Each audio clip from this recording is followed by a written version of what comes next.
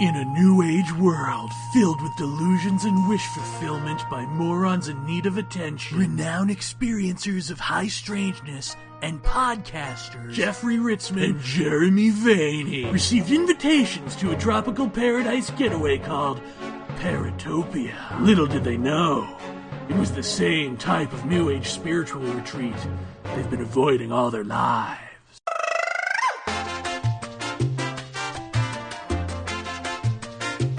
Don't be shy.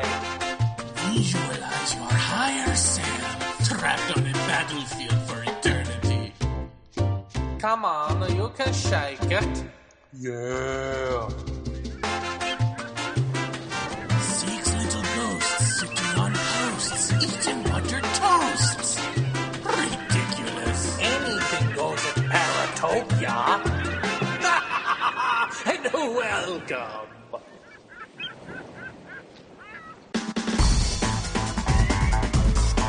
UPRN 105.3 New Orleans. Did you guess where you're listening to this? 'Cause I just did.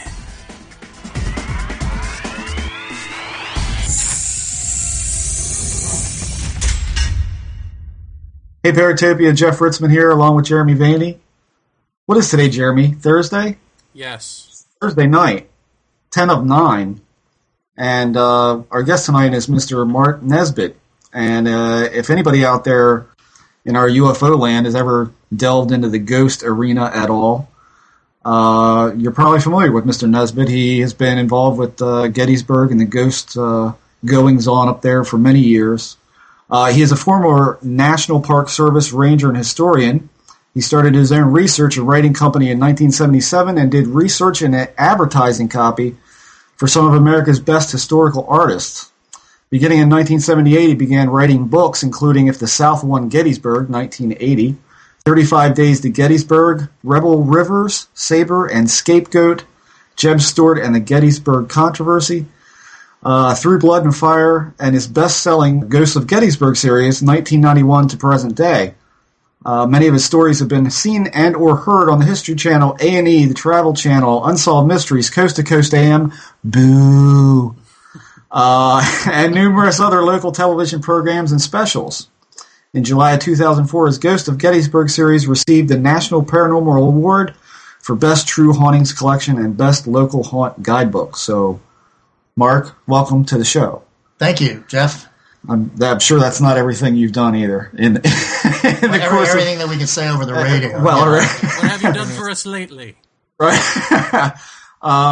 So why don't we kind of start it off by how did you start in this, like way back when? How did you, in the ghost arena of things, being a ranger, I'm sure you probably saw and heard some things up there. Well, first, like everybody, first I was a tourist going to Gettysburg. And, you hear about all the death and the suffering and everything. And so, and you get to meet some of the people that live in Gettysburg, and it's a natural question. Is the place haunted?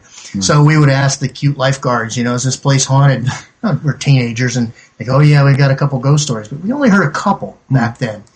And so it wasn't until I was a park ranger that I really started collecting these things. I was the bachelor in the park, and so they would put me in the different houses out on the battlefield, the historic houses. Of course, every time a married family would come, I'd get kicked out. So I got a chance to live in about 4 or 5 of the different houses there, including the National Cemetery Lodge, right there in the National Cemetery. Right. And, I'd always ask, I'd be moved into, say, the Wakert house, and I'd ask the bosses there, okay, do you have a packet with the history of the house, And in case a tourist came by, they asked, I'd like to know. Right. So, they'd give me the pack, and then I'd always ask, okay, what are the ghost stories?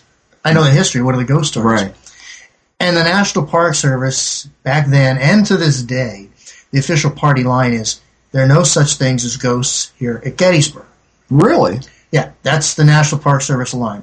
And so I would have to ask a few more people and people who lived in those houses before, and sure enough, they'd have ghost stories. And remarkably, the ghost stories that I heard from them, the events that they witnessed that were unexplainable, happened to me in those very houses. So that got me kind of interested in this whole type of thing. Right. And so I started I never wanted to be a park ranger for the rest of my life. I wanted to be a writer. Right. So I started jotting these down. You just do that when you're a writer. And then I quit the Park Service and started my own research and writing business. And several years later, back in, I guess, around 1990, I had a friend of mine had actually started his own publishing company. And I had collected maybe 12 or 15 of these stories. And I asked him, I said, would you be interested in a collection of the ghost stories of Gettysburg? And he said, sure. He normally did pure history. So I wrote the Ghosts of Gettysburg, the very first one. Right. Didn't call it Ghosts of Gettysburg 1 because I never thought there'd be a Ghosts of Gettysburg. Just one off, right? Yeah. And it came out, and within 2 weeks after that came out, remember it took me about 12 years to collect all those stories. Mm-hmm. Within 2 weeks of that coming out, I started getting phone calls and letters and faxes from people. This is pre-email, so I wasn't getting emails. Right. From people who basically were saying, wow, I'm not crazy. What I experienced at Gettysburg was not a hallucination. Other people have seen these things too. Here's what happened to me. Wow. And I still get letters. I mean, I have, like I said, I've published probably close to 600 or 700 of the stories, maybe. Right. I'm working on Ghosts of Gettysburg 7 right now. But there's still hundreds that I have in my files that I haven't published. And a lot of them repeats. One person seeing or experiencing something in one spot and someone else like down the line seeing and experiencing the same thing. I mean, same thing, sometimes in the same area. There are patterns that have emerged. It's turned into almost like a sociological study. I mean, you have almost 1,000 stories and you start to see patterns. For example, the Phantom Battalion. I'd heard of this unit that would march out onto the battlefield, do a few maneuvers, and then march back into the woods. And people would go down there to find the, quote, reenactors where they were. The grass is undisturbed. There aren't any buses. There aren't any cars. There aren't any reenactors. I probably have 6 accounts of that type of thing. And they look real. They're not see-through? Or No, they're not see-through. They look real. People think they're reenactors. Except the one woman who said she was, it was about 6 o'clock in the morning, and she and her son and her dog. I remember we were talking about that earlier. Right. The dog was in the back of the car, and they got onto the Wheatfield Road near the peach orchard. And all of a sudden they saw a battalion, a unit of soldiers marching around in the field.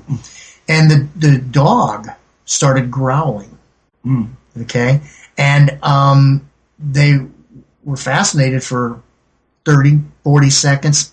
And then suddenly a couple joggers came over the hill, and the unit just vanished, just disappeared before their eyes.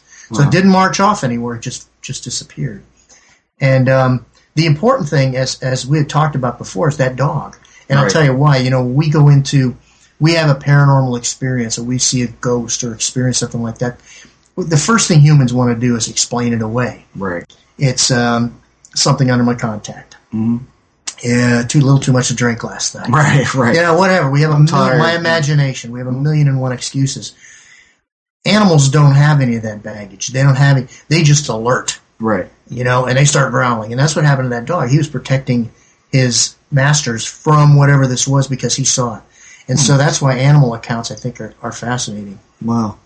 I mean, when you've been out there, what would you say for you was the experience? The thing that happened to you that you can say, man, that's it. This has really got a hold of me now. No going back. Jeff, it's been a kind of a gradual thing. Mm-hmm.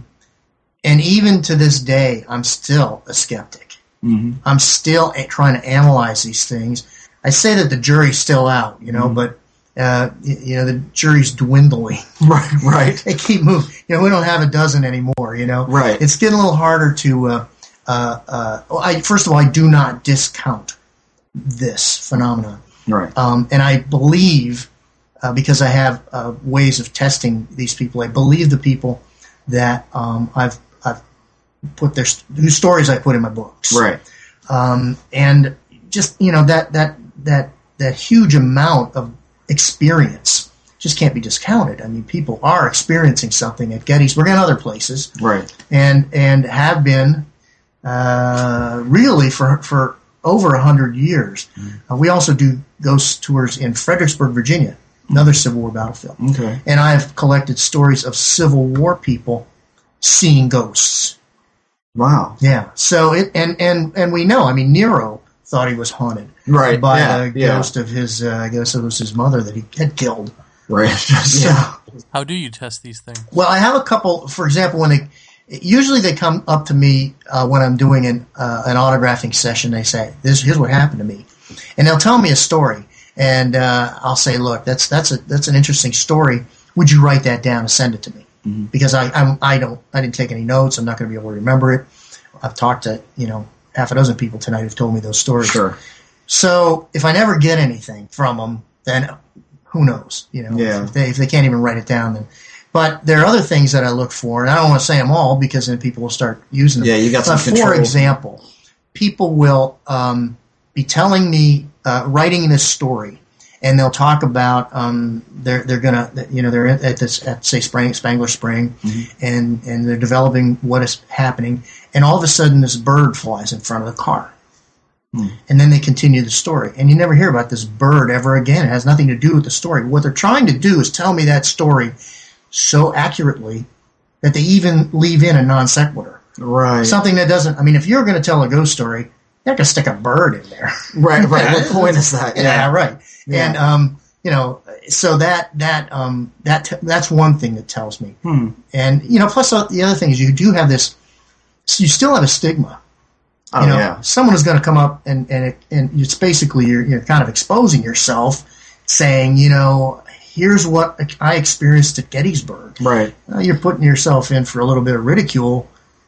I'm as crazy as everybody else. Your buddies down at the pool hall, right, are going to give you a raft. I mean, me and Jeremy have a saying for what you talked about with the bird, in that it's that's just too stupid to be made up. Right. I mean, it's just it becomes one of those kind of things. So this has been a gradual thing for you over the years to see this stuff. But you've personally seen it, right? I've personally had experiences. Yeah, I've had several experiences, and once again, with Jeremy, Jeff, and I were talking earlier about how people always want to ask. They always say, "Have you ever seen a ghost?" And most people have to say, "Well, no, I haven't," because most people haven't. But that doesn't mean they haven't had a paranormal experience. Out of the 1,000 stories that I've collected, only about 10 or 11% are visual.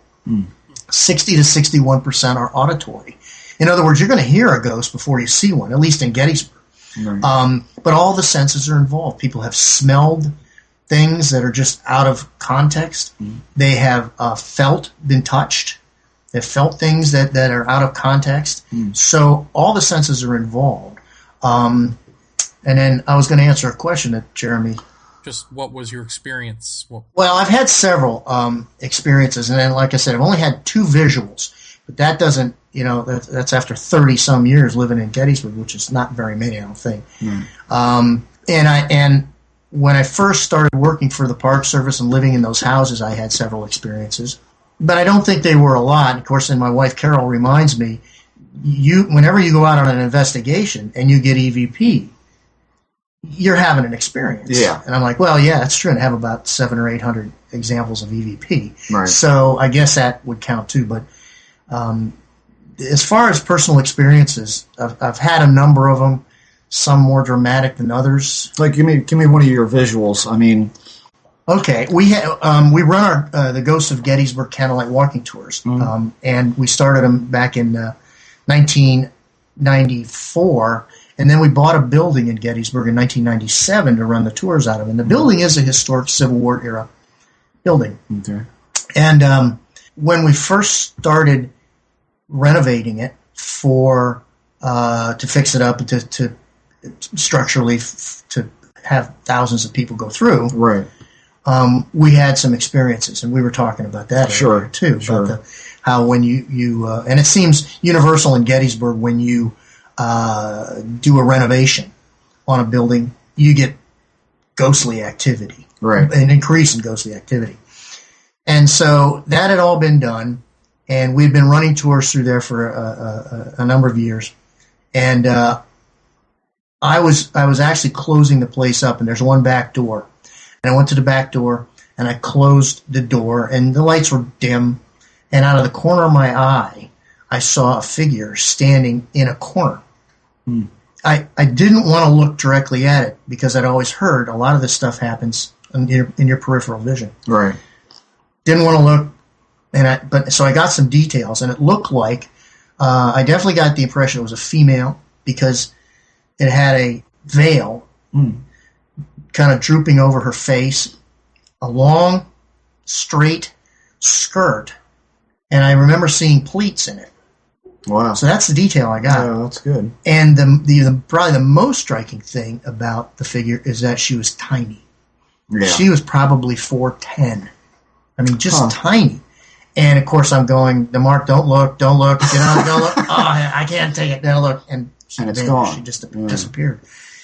So that was my visual. And it wasn't a shadow person. It wasn't, because I saw too much detail. Did you have any feeling from it at all? I mean, a lot of people say they feel a certain way when things like this happen. No, I did not. Do you have a sense, and we've talked about this on the show a lot, and as I said before the interview, you're our first ghost guy that we've had on the show, and we plan to have a lot more people on. Jeremy and I have talked ad nauseum about the feeling when you're seeing an object in the sky or quote-unquote aliens, whatever the hell that means, these beings, whatever they are. Right. There's a sense of almost like everything's buzzing, like a hyper-reality type of feel to this kind of thing. In a ghost situation, have you ever had someone describe that kind of thing where they're seeing something so clearly that can't be there? Their brain is going, that's not possible, but your eyes are going, oh yeah, it is, because it's right there. Yeah, there's that disconnect of something's not right and something feels weird, and everything just kind of gets to that hyper reality type of feeling. The only thing maybe I'm too objective, because all I was trying to do was gather information from what I was seeing out of the corner of my eye, and then all of a sudden, the discipline went and I looked. Right. Okay. Maybe I'm a little too curious. Right. But the only thing that's ever happened like that is the proverbial willies, the chip. Oh, sure, yeah. And I still get that when I'm, and there's no reason for it. You walk into through this very house. Sometimes I'll go upstairs and I'm like, I just don't feel like I ought to be here. And I know the ghosts. I mean, we have, right. probably 3 or 4 that are resident ghosts, and then, several more that come and go. This all started back when I was a park ranger. We used to drive around the battlefield on patrol, and we get around about 3 times in an 8-hour shift. Right. And periodically it'd be a beautiful night. So we'd stop, and it's after 10, the place is closed. The battlefield is closed. So we'd stop at Devil's Den, and I'd get out of the car and walk around because it's a beautiful night. I'm like, this is, I got a gun and I got a radio. Yeah. And then there are other times when I'm driving through and I'm like, it's just a lovely night. I think I'm going to stop tonight. And all of a sudden, willies. Yeah. And I'm like, maybe in which case that radio and gun mean absolutely shit. Right. So I just drive through and say, well, maybe next time. Right. But, so that still happens to me. But in terms of like that disconnect, I have to say not yet. Okay. Not yet. Okay. So that's always something I've been curious with ghost reports. And I know that what I have seen in my life that I could say, I think that was what people would call a ghost. There's a definite funny feeling about it in the sense that something doesn't feel right about it. I used to nuisance trap for a state of Maryland, and this is many, many years ago. And one of the places, which ended up being where I ran a guitar shop out of, where I built guitars, I ended up renting one of the buildings. This is in I guess more or less like a compound of an inn. The inn itself was horrendously old. My grandmother, who was probably the most no-nonsense person ever, told me it was haunted. Told me she heard things in there and saw things in there. Never went into any great elaboration about it. But I got up, and when you nuisance trap fox or whatever, you're relocating them. So you can't leave them in a leg hold trap for more than a few hours. We know they come out around 3, 4 a.m. You're out there at 4:30. Still dark. and I saw a man that was standing by the corner of the hedgerow, and to be honest with you, I was not trapping in a perfectly legal manner in the sense that I did not have my leg hold set in water. So I was a little worried. Is this the DNR police? Is this somebody? So I said, "Hey there, how you doing?" And he began to walk away from me up towards the house.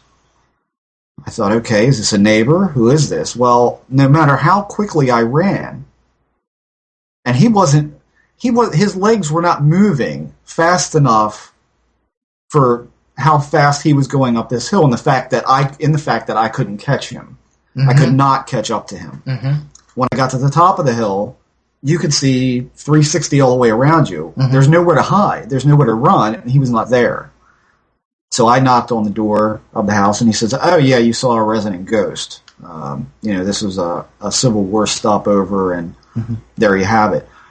I had a distinct disconnect between that thought of, why can't I catch this guy? How is he... He's not walking fast enough. I'm running. I'm literally out of breath and heart pounding, and he's just kind of, every time I look up, he just looks like he's at a normal pace, but I can't catch him. And that, to my mind, just kind of went, and and there's that disconnect where I'm like, what the hell is going on? Everything becomes very surreal in that kind of situation. And I don't know, how often you hear that kind of, just this, or whether or not people in the ghost area of things are even willing to admit something like that. Like, do they, or would they say, I felt a disconnect? There seems to be so much focus on what someone sees and how they saw it and where it was and what color. And other people do, in the field. Yeah, other people do. It just doesn't happen to me. Right. You know what I mean? In particular, the people... And I don't want to use the word psychic, the sensitives that we use, because, and you say psychic, people think it's a woman with a tarot card ball and a caftan and a turban. Right. The people we use, the mediums we use, look like soccer moms. Oh, okay. I mean, and literally they have kids and stuff like that. And they're fairly reluctant to, and they don't charge. Oh, great. And so but they are remarkable in what they come up with, some of the things that they come up with. And they do get these disconnect, bizarre feelings. In fact, in some cases, for example, we thought one day we killed Lane. We took her into a place called Lady Farm at Gettysburg. Now, the Lady Farm it's a beautiful stone house. Organization called the Gettysburg Battlefield Preservation Association. The place went up for auction, and we knew that it was going to become a McDonald's or something. Yeah. So they bought it in 140 acres, house, barn, and it was literally the extreme left flank of the Confederate Army. Johnson's division launched their assault on East Cemetery Hill on the night of July 2nd from the Lady Farm. Once they got into battle, of course, the wounded started trickling back. The barn soon was filled. Right. The house was filled with wounded, and the front room became the operating room. And I couldn't describe a Civil War hospital operating room without grossing everybody out. It was absolutely it was a butcher shop. Right. Yeah. And when we brought Lane in, we didn't tell her anything. She knew she was at Battlefield of Gettysburg and everything. Sure. We took her into the house, and she was getting her impressions, and some of them could be documented by history. Others couldn't, because she was picking up things that you really have to dig for. Right. The fact that there was an African American in the back. She saw him over the cauldron, cooking rags, right, to clean them out. When she got to that front room, and she's an empath, in other words, it's emotion that she reads most clearly, and her throat just stopped working, and her asthma just absolutely kicked in, and she had to leave the room. We took her out and got her out of there, and that has happened to other people in that room. And because that was the probably where the most emotional energy in the entire house was expended. I mean, and in fact, even in the room, if you go in there, someone had taken some luminol Right. and sprayed it around, and you can literally see where the blood pooled. Oh, yeah. In different areas. And I had one of my most bizarre experiences ever. Oh, do tell. You want to hear it? Oh, Okay. yeah. All right. I had been on the board of directors for the Gettysburg Battlefield Preservation Association for a number of years, and now I'm on the advisory committee. And they had a caretaker out there. And one day, I got a phone call. And the guy said, Mark, if you want to see, I know you're into ghosts, if you want to see a paranormal thing happening right now, come on out to the Lady Farm.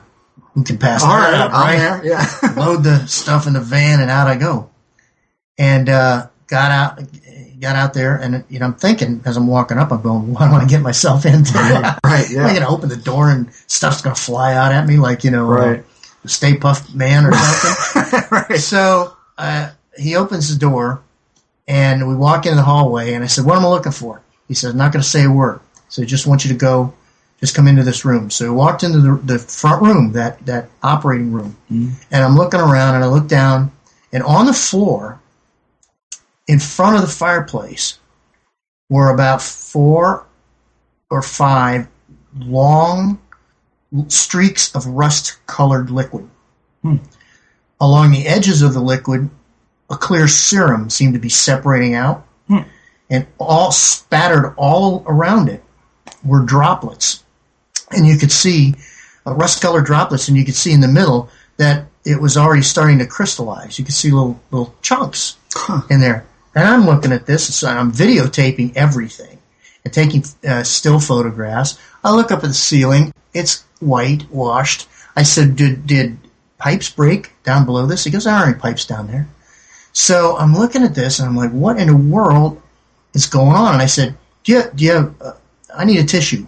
And so he brought a couple of tissues, and I dipped it in this liquid, and I got a bagging, I put it in a bagging, I put it in my camera case. And I was there about 20 minutes. I said, my work here is done. I don't know what it is. So off I go. He says, well, I got work to do out in the field, so okay. About 2 hours later, I get a phone call. Same guy. 2 words. It's gone. I'm like, throw the stuff back in the car. Out I go.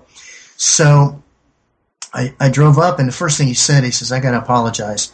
You might smell a little alcohol on my breath. He says, I walked into this room after being out in the field. I saw what's in there. I had to take a couple shots. It's okay. You're forgiven. So in we go. Right. And I'm looking, and it's absolutely immaculate.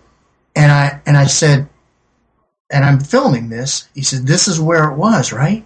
I said, yeah, it was right there. And he takes his hand, and he says, it was right in here. And he says, what's this? There's just an absolutely thin layer of dust on his fingertips where that liquid had been. Well, I'm thinking, wait a minute. Did that sample disappear? Where was the tissue? Yeah. Yeah, so I went out in the car and got the tissue, and it was still there. Now, the GBPA is pretty well connected. So we sent the sample off to one of the most prestigious forensic labs in the country. Okay. And it came back, 3 weeks later, the substance, the liquid, was blood. The species was human. Gone, completely gone, disappeared, and yet we can go in there and I can point out areas where the blood is, you can't get blood out of wood. Yeah, and you can see the places where there was blood. They used luminol to show where the blood was from 140 years ago. All right. No trace of this. No trace whatsoever, except for the blood that I removed from that area. Now, that was one of the most bizarre things that's ever happened to me. That is truly weird. Yeah. But there was, aside from the stuff on the floor, there was nothing around the room. Were there sounds? Were there... No. Nothing. Just that on the floor. Just that visual evidence on the floor that vanished. I don't have an explanation for it. I know that he, you say, well, yeah, maybe he came in and cleaned it up. Right. Well, first of all, he was out in the field, and, if he did, you can't clean it off the floor. Right. human blood, I mean, there's still blood stains. They're from the battle. Right. Yeah, well, it creeps down in the grain of that wood. You might as well forget it. Where's he going to get that amount of human blood? Well, yeah, there's another I mean, thing. this is a flow of it. I mean, this is nasty. Huh. So I'm befuddled by that. But that happened out there at the Lady Farm. That's ridiculous. I have a two-part question. Mm-hmm. And part one is, do all ghost researchers agree on the various categories of type of activity? Such as, this, the thing of sort of like a recording playing over and over again on a loop, something that you can speak to and it'll respond to you and knows that you're there, et cetera, et cetera. Are there a finite number of categories that everyone agrees exist?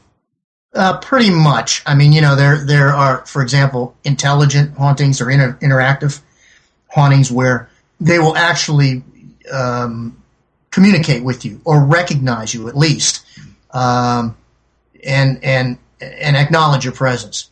Then there are residual hauntings where they just kind of act like a DVD being played over and over. They're oblivious to your presence. Mm-hmm.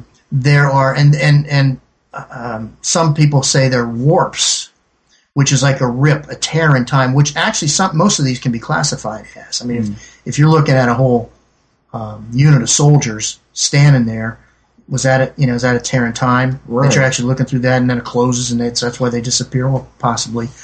Poltergeist activity. Everybody agrees that's the noisy ghost. Doors slamming. Things moving off flying off the wall and stuff like that. Jeremy, we all agree that there are certain kinds of hauntings, certain kinds of activity that's pretty standard that you can classify. So with something like EVPs, is there ever a crossover where you're in a place where the activity is the recorded on a loop DVD type activity, but you're speaking to something that's responding to you? Like a literal back and forth conversation. Well, just that the EVP the activity of the EVP doesn't match up with the type of visual ghostly activity that people are reporting. Occasionally, but I would venture to say probably 95% of all the EVP that you get is a response to a question that you ask. Periodically, you'll get EVP that's a non sequitur, doesn't fit in. Mm-hmm. Not too often. Most of it is an answer. But when you get an EVP of an answer to a question in a space where what's reported is merely something that looks like a scene on a loop, where you wouldn't expect to have your question answered. I'm still not sure. Understand what. Kind of like you're recording a period of time that really shouldn't be there. Well, if you're in a place where what people are reporting is, like you said, like a scene that's on a loop, that it's just sort of like a Civil War battle scene that people tap into, or they think it's a recreation, but they're really watching the actual battle. If you're in a place like that where that's what people consistently report, could you get an EVP question and answer session in a place like that, or would it have to be where the ghost activity is more like a poltergeist, or more like something that visually looks like it interacts with you? Oh, right. No, it doesn't seem to be site specific or history specific. Maybe the person who advanced the study of EVP the most in the United States, Sarah Estep from Annapolis, started off in her study with one of those old reel-to-reel. Uh-huh. I know my dad had one of them, Right. And she, so here she is in her study, and she's asking questions. And it's actually started off with her. She heard about EVP, and she said, "All right, I'm going to test this. I'm going to give it 1 week.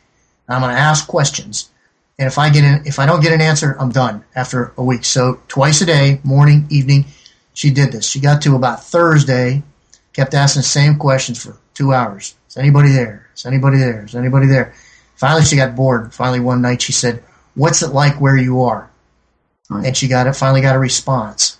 And the response was beauty. Huh. And she heard that word, and that launched a career. Where did that come from? And she did most of the rest of her EVP studies in her home. Huh. And others have done that too. I just like to go to the battlefields because, as I told you, Jeff, I think the battlefields are huge laboratories. Yeah. For paranormal, for ghost studies. Yeah. And the other thing that I can do there, Jeremy, is, for example, if I go to, say, the Triangular Field.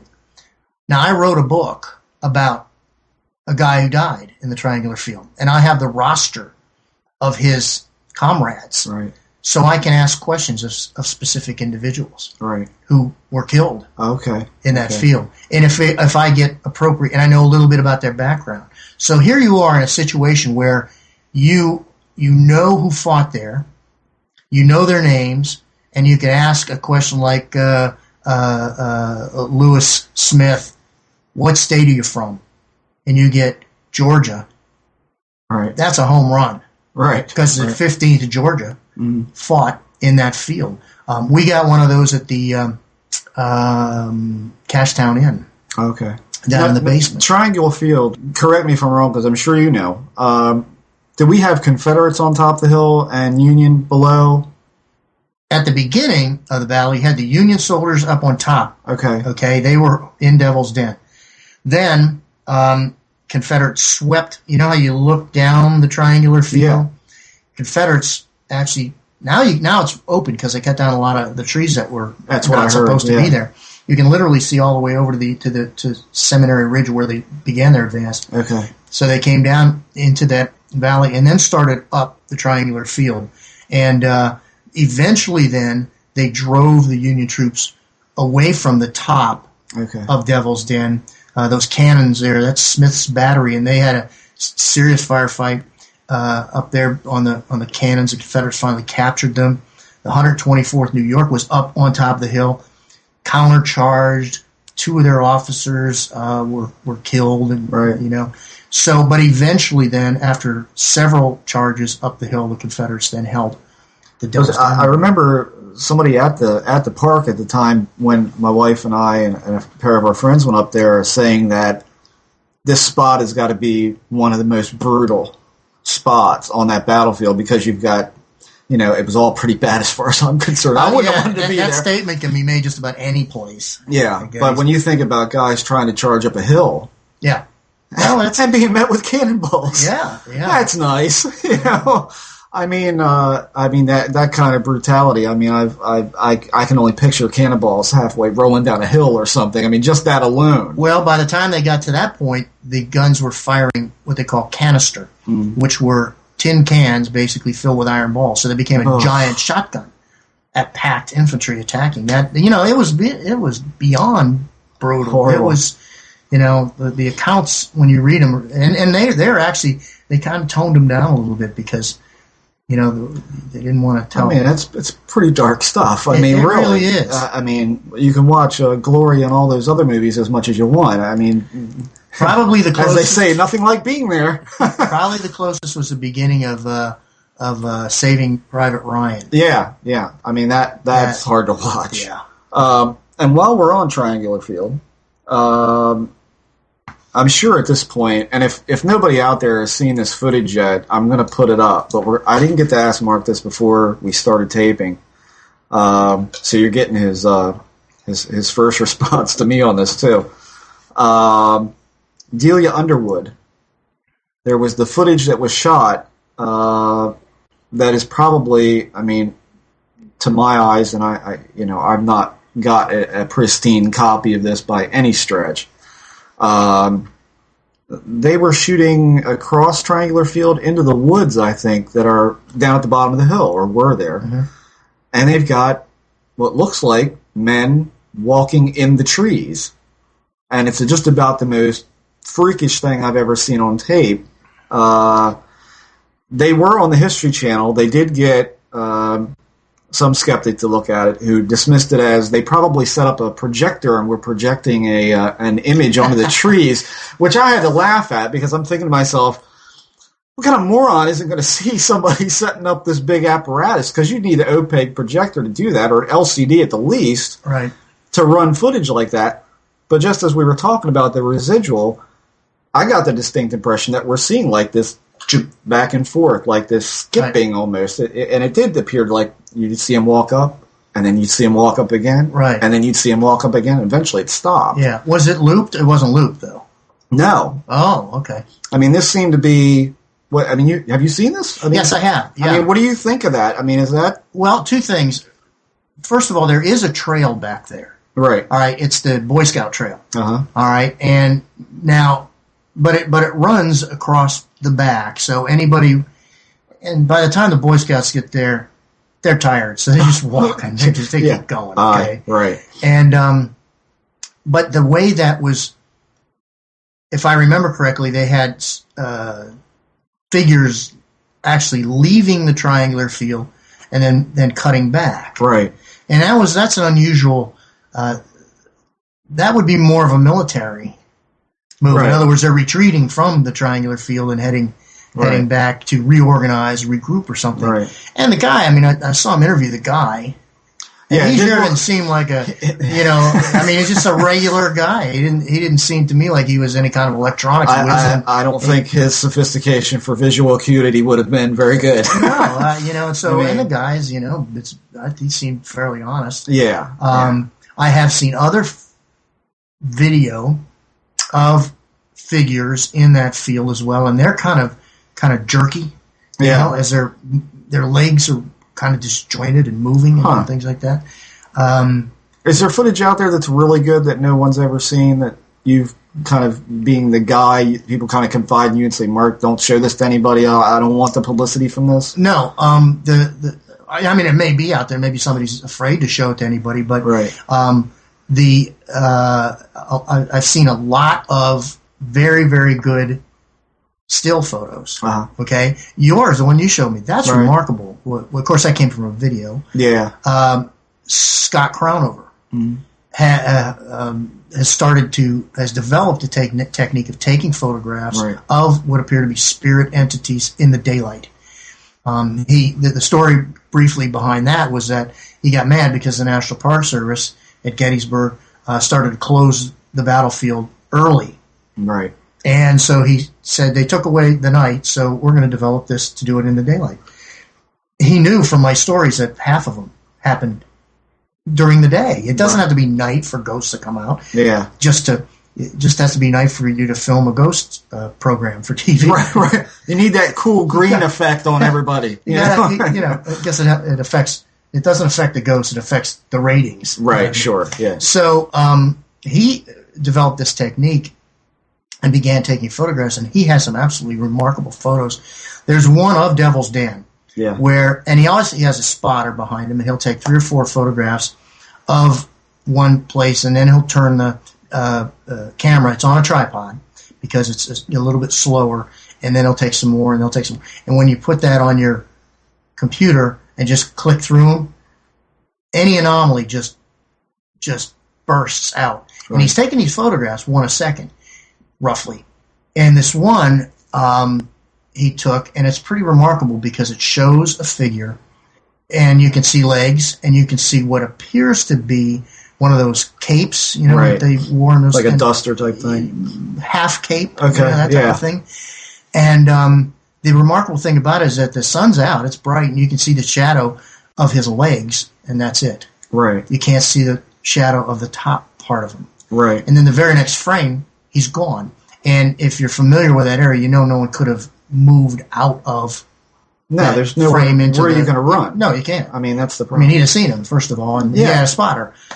Then his protege, Craig Rupp, he taught him how to do this, and he went up on Little Round Top and was taking a photograph. And I'm sure you're familiar with the Warren statue, that statue on top of the rock. Yes. He actually was using that to kind of block out the sun. Okay. And he took a bunch of pictures. And when he when he put them on his computer, right. he has a photograph of a man, and this is a man in a duster with one of those like sugar bowl hat type things, definitely 19th century outfit.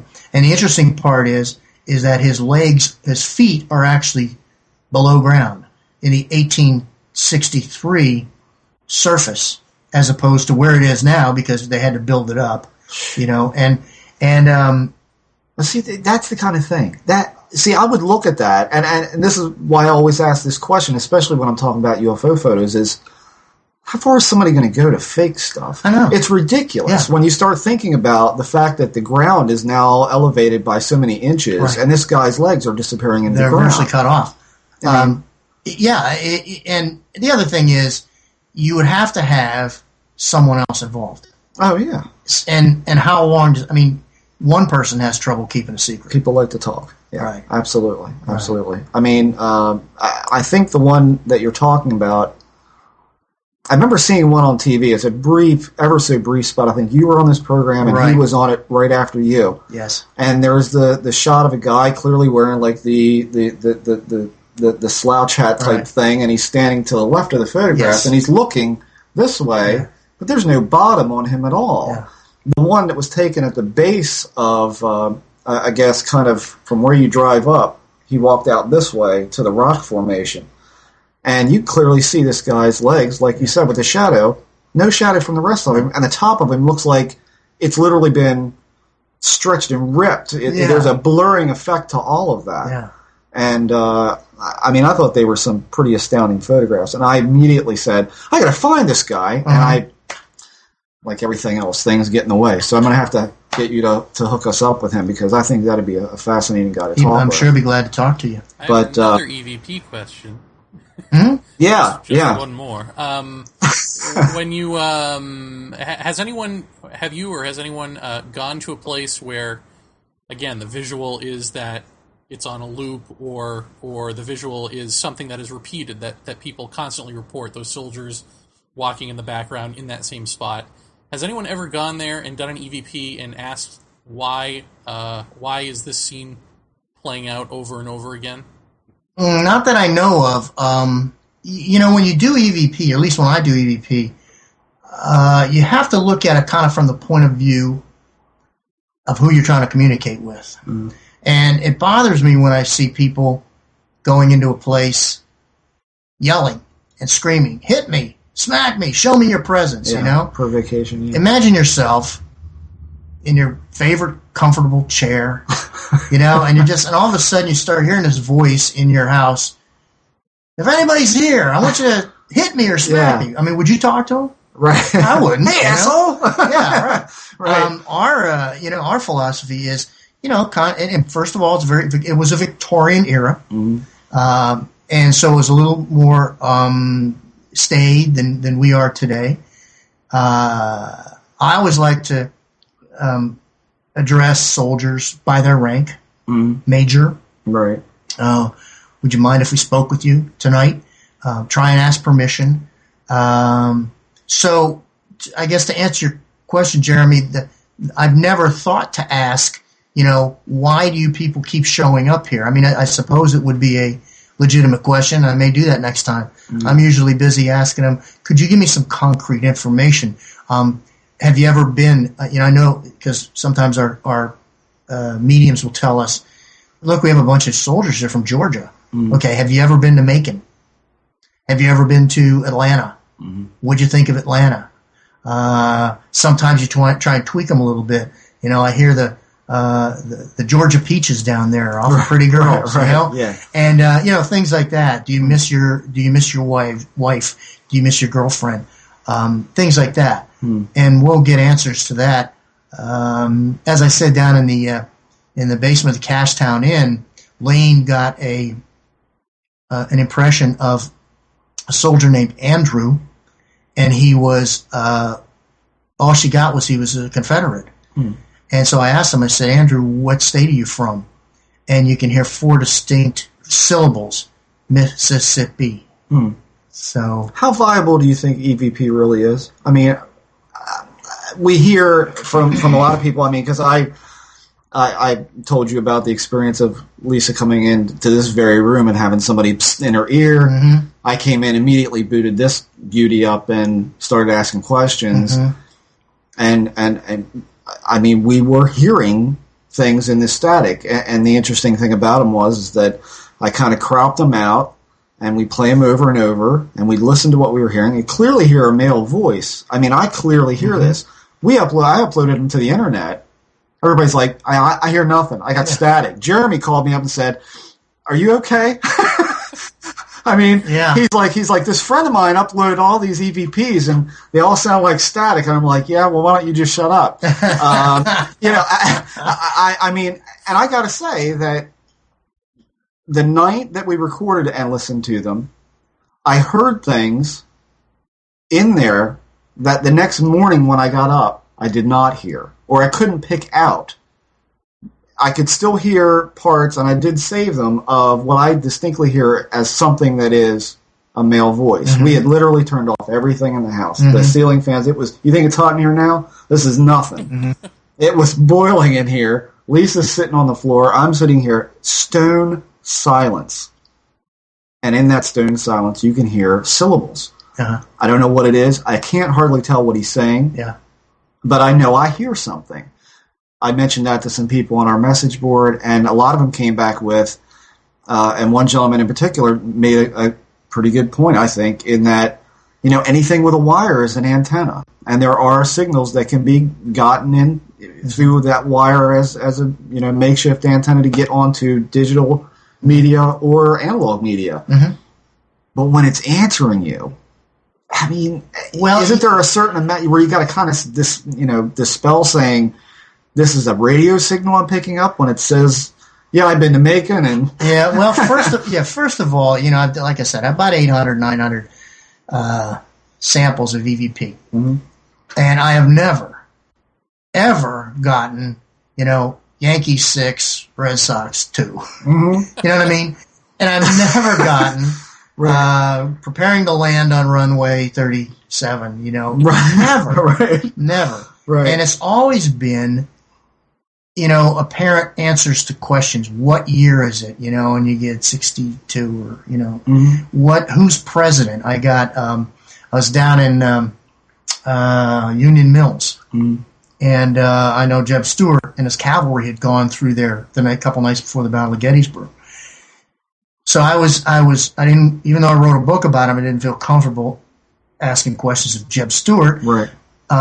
He had an aide on his staff by the name of Major Andrew Reed Venable, so I started asking him. Right. And I said, Major Venable, did you ride in with General Stuart?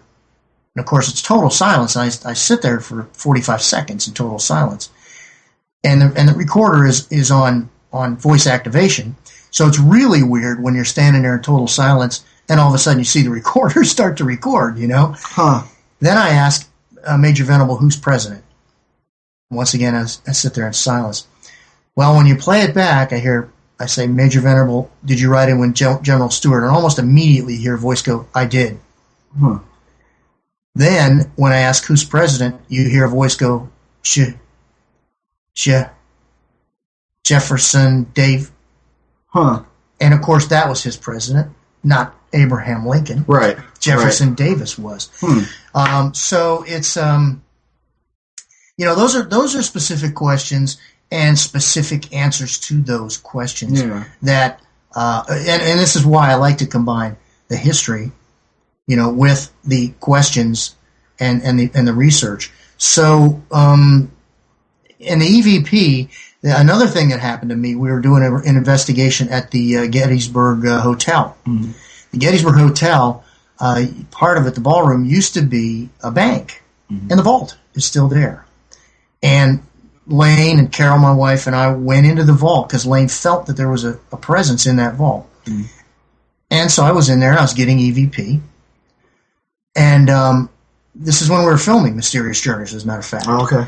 And I went out for a little while, and then I said, I got to go back in there and try and get some more EVPs because I thought of a couple more questions. I went back in, nothing. Now, first of all, that bank vault, was like a Faraday cage.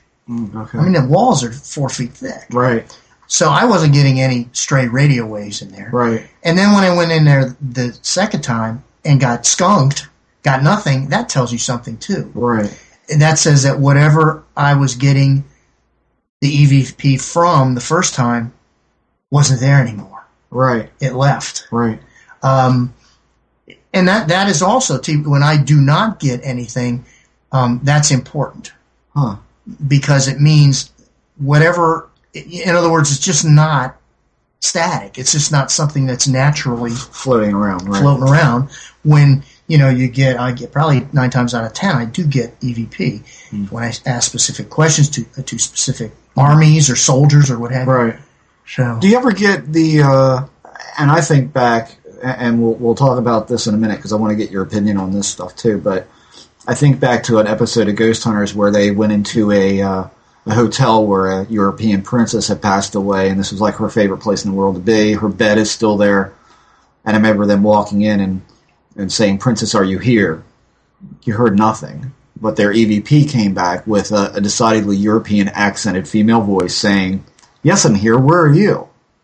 Do you ever get that kind of EVP in Gettysburg to where somebody's saying, "Who is that? Did anybody hear that?" Or, yeah, I mean, I've tossed around this idea before that by focus of intent, by whatever means, are we literally talking through time to these people? Are they standing there in that abandoned field house watching for snipers and they hear a voice and they go, "Do you hear that?" I mean, do you ever get that impression? Apparently they are occupying the same space, in essence, that we are, but in perhaps, for lack of a better term, a parallel universe that we can't visualize, that we can't see. There are apparently little warps, little tears, and I'm not 100% convinced that the EVP is electromagnetic in nature. Or that ghosts operate that way. Okay. I'm not sure exactly what it is, how they manipulate these devices. Certainly, they must look strange to them. I'm standing there with a little silver box. Yeah. Do you think they can perceive you at all being there besides audible? According to our sensitives, yeah, they can see us. They see you. Yeah. Huh. They see us. They see each other, too. See, that's always been the question where I said if I was ever face-to-face with something, barring, failing my pants and running, I think one of the first things I'd probably ask is, where are you? What are they seeing? I mean, what do you see? I find it curious, and probably never get the answer to this, but I often wonder, do they see it as it was then, at the time of their death, or do they see it as now? And if they do see it as now, should we be telling these people that, hey, what I'm holding in my hand is not of the devil? I mean, you're safe, Yeah. Well, then again, if they've seen cars and planes and Thomas Edison, they know their voices can be recorded. I mean, they may have been witness to, a large bit of history, from the time they died to the present, right? That we have not seen, we're aware of, that you can record things in these little silver boxes, and maybe it's not such a far-fetched thing for them anyhow. Yeah. But we don't know. Lane, I know, one time asked one of the soldiers. She said, "What do you look at when you see yourself? What do you see?" And he said, "Well, I'm a soldier. I see what I saw when I lived here." Do they? I mean, this is often the question asked and postulated by a lot of people, is that these entities, or whatever you want to call them, they don't know that they're not of the living anymore. Do you find that, or do most of these people that are there that you hear or people see, or these manifestations of whatever, do they know? Do you think? Apparently, some of them don't know that they're dead, and because maybe it happens so quickly. There's always that denial. It's the several stages of death. When someone dies that you love, there's one of the first ones is denial. No, they can't be dead. Right. And obviously, if it's you, you're going to say, "No, I can't be dead. I can still see myself. I'm still around." Right. Time apparently is meaningless. Time only matters because... What the hell do you do for 150 years? I don't know. Kicking around in the grass? I mean, there's only so many white-tailed deer you can spot by the moonlight. So, I mean... Well, it's probably like a dream where 15 seconds feels like an eternity. Could be. Yeah. I mean, this is all great stuff to postulate. We'll never probably know until we're there. But right. In Gettysburg, has there ever been, and one of the big things, again, with skeptical people is that they say, well, none of this stuff is really verifiable because it's you can't duplicate it. You don't have a single place where we have repeatable data happening on a continuous basis, or do we? Well, we do. I mean, if you look at my stories, you see that they're in all the books that I have. People always ask me, are these all different stories? I'm like, yes, but they're not all different venues. Mm-hmm. Every book has something about Devil's Den in it. Right. Every book has something about certain part. There's certain parts of the battlefield, things continually happen over and over and over again. Mm-hmm. And I have stories that actually are virtually the same. Yeah. That people have seen or heard things. How did the locals with this? I mean, I know that last time I was there, we went into a reenactor shop, and you probably know what I'm talking about, where you walk in and it looks like a Civil War Sunny surplus. I mean, you walk into this place, and there's uniforms, there's every button, every hat, every epaulet, every saber on the wall, and in the back is apparently where the women go to get their outfits to follow the men in, where it's all of these gorgeous gowns and period dress. And my wife went back there with the girl that we were with, and the guy. Me and the guy were up front with the army stuff, and apparently they had a bell on the end of their door on like a spring, like one of those wrought iron coiled springs, and it just kept ringing after they walked in the door. And the girl just kind of looked up and said, "Okay, so and so, we know you're here." And Lisa said it just stopped. I mean, are they really that blasé about it, that it's like no big deal to them, or are any of them as fascinated with this stuff as we are? It depends on the individuals. Some of the people are, think that the ghost phenomenon in Gettysburg is just a big pain in the butt. Well, yeah. Because, and especially the Park Service people, because they're getting asked all the time, tell me about the ghosts of Gettysburg. And I know it used to be, it was a lot better when I was a park ranger, because people would come in and they'd say, are there any ghosts here at Gettysburg? And we'd say, there are no such things as ghosts and not here at Gettysburg. And then we look around to see if there are any bosses around. And then we say, why? What happened? Yeah. And then collect the stories. Sure. Is it still like that even after you've written the book? Oh, yeah. The Park Service still has a negative, there are no such things as ghost policy. But why wouldn't they want that tourism money? Well, they're funded separately. They don't need tourism money. I mean, in fact, well, I won't get into that, but they were selling my books for a while. Right. Yeah. I remember when I was there, they were everywhere. Yeah, but then there was a decision made in the National Park Service that they weren't going to sell any ghost books. Huh. Which is, I have my own opinions about that. It's folklore. It's teaching history through folklore, as far as I'm concerned. And kids will remember more about the triangular field and the fighting there if you hook it up with a ghost story. That's my opinion. Park Service, for one reason or another, has a different opinion. The weird part is they were the best sellers. So, they just kind of shot themselves in the foot. Well, I know a friend of mine who goes up there a lot said that, number one, they've closed the battlefields after dark. Mm-hmm. So forget that noise of walking around Devil's Den in the dark. That's gone.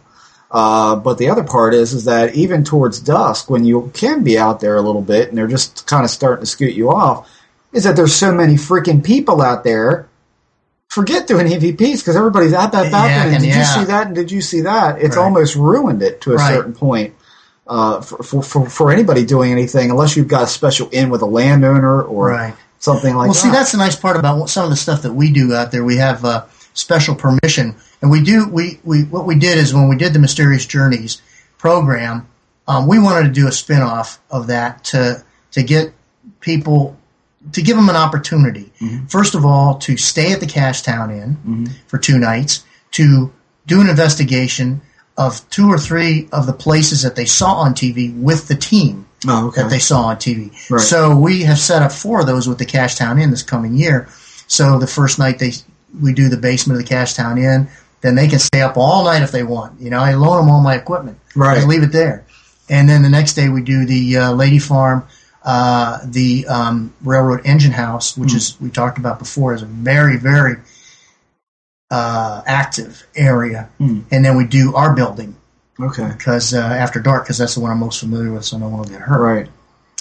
So there are places And everyone thinks, and it's a kind of a joke in Gettysburg. People come into town and they say, "Where's the battlefield?" And the answer is, You're standing on it. Right. And in fact, at our place, for example, the Confederates built a barricade across Baltimore Street, right in front of our building. Right. So they were fighting there. They were fighting in the streets. Yeah. The buildings themselves, out of 400 that were there at the time of the battle, 200 remain. We have more historic buildings in Gettysburg than they have in Williamsburg. Yeah. And virtually every one of them housed soldiers, either wounded, exhausted, sharpshooters. Right. So every place in Gettysburg is a potential investigation area. Yeah. Virtually every place. And here's the other thing for people who live like in California, or even we got listeners in Japan and Germany and all these places. For you guys listening for this, here's what I found out when I went there, because this is the time before last when I took a ride up with my parents. It had rained the night before, and down at the base of Triangular Field, there was a little, like a brook type or an embankment that went down. It had rained. There were bullets on the ground. Mm-hmm. There was stuff everywhere.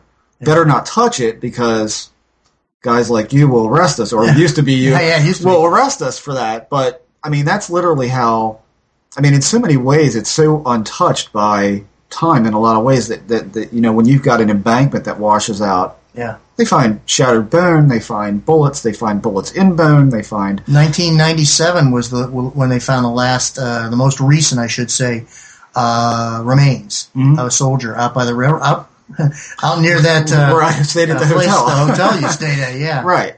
So it's and Jenny Wade House. I stopped by there at dark. Is that the same door? Is that the door with the bullet hole in it? Yeah, I think it is. We used to hear that it wasn't, but I think it is. I think it's the same, because you have an interior door too. Right. And you shine a laser through it. It's gonna give you a trajectory to some extent. There was, there's a little bit of droppage and windage and stuff like that. Yeah. We don't know where the bullet came from. The Farnsworth House claims that it was their, garret window. No one really knows for sure. Even they admit that. But there are places, let me put it this way, there are places in Gettysburg that aren't owned by the National Park Service that you can still do investigations and battle sites as well. Right. There's a place northeast of, near Stratton Street, called Coster Avenue. And there was a battle there. There's a battle of the Brickyard out in that area. As the Union troops were retreating, it was a fighting retreat. Right. I used to live on Carlisle Street. And from my office window, I could see the monuments to the 11th Corps. And my backyard was, in essence, where they retreated. And the fields beyond that were pristine. They hadn't been changed in 130 years. It really is that untouched. And now they've removed a lot of woods. They've made this place look as close as they can, I guess, to what it actually looked like when all of this happened. It's an ongoing thing, and it's controversial, because a lot of people are saying, well, you're taking bird habitat and that kind of stuff. But they do it at an appropriate time. They do it in the winter when the birds aren't nesting. They do it after the birds are done nesting. Right. But and let's face it, it's a battlefield. It's a historic battlefield. It's not a bird sanctuary. Right. I love birds too, but sure. That's the purpose of the place. When they did all of that, did you see an upsurge in activity when they were cutting down trees and bulldozing and all of that, and kind of tidying up? I've heard that there's been a little bit more activity in some of the areas that they've been. Wow. I haven't interviewed any of the workers there, but that'd be cool. There's a book right there. Yeah, there you go. So we were talking about what you think all of this is, and I told you that this show we kind of go over the little bits of things like the stories and what people have seen and how they've seen it. But Jeremy and I talk a lot about the nature of human perception, the observer on what is being observed, and all that kind of thing a lot. My old saying of, the more you give, the more you get. What do you think all of this, the mechanism of all of this is, or what's your guess to what we're looking at? Yeah. Well, I think we're pretty much past the the phase where we have to prove that this phenomena exists. Mm-hmm. I mean, it does. I don't think there's a doubt in anyone's mind. Certainly not in the minds of people who've experienced it. Right. I mean, it's a pretty shocking thing, and you know, because you've had these experiences, and Right. so hundreds, if not thousands, of other people, especially at Gettysburg, and thousands more around the world through the centuries. So I'm pretty, we don't have to prove that anymore. But that is a good question. What are the mechanics? How does it happen? And it was interesting because we were talking a little bit earlier about the interview you had with Rob Beck. Yes. And talking about the geology of an area, and does that have anything to do with it? And there are a couple of things that I thought about when I was listening to that. I didn't get a chance to hear the whole thing. But, for example, a friend of mine, Charles Adams, did hundreds of stories of Pennsylvania and well, actually all over the country. And one of the things he did with Pennsylvania is that, just for the heck of it, he took a map and he put where his stories were clustered, and they do come in clusters, okay. And this may be because partially it's a population thing. In other words, you're going to have more ghost stories in Pittsburgh because there are more people to witness it, okay. So, but the other thing he found out when he took a map, a Mylar map of the iron deposits, and overlaid it, and they appeared there appeared to be a correlation between those, okay?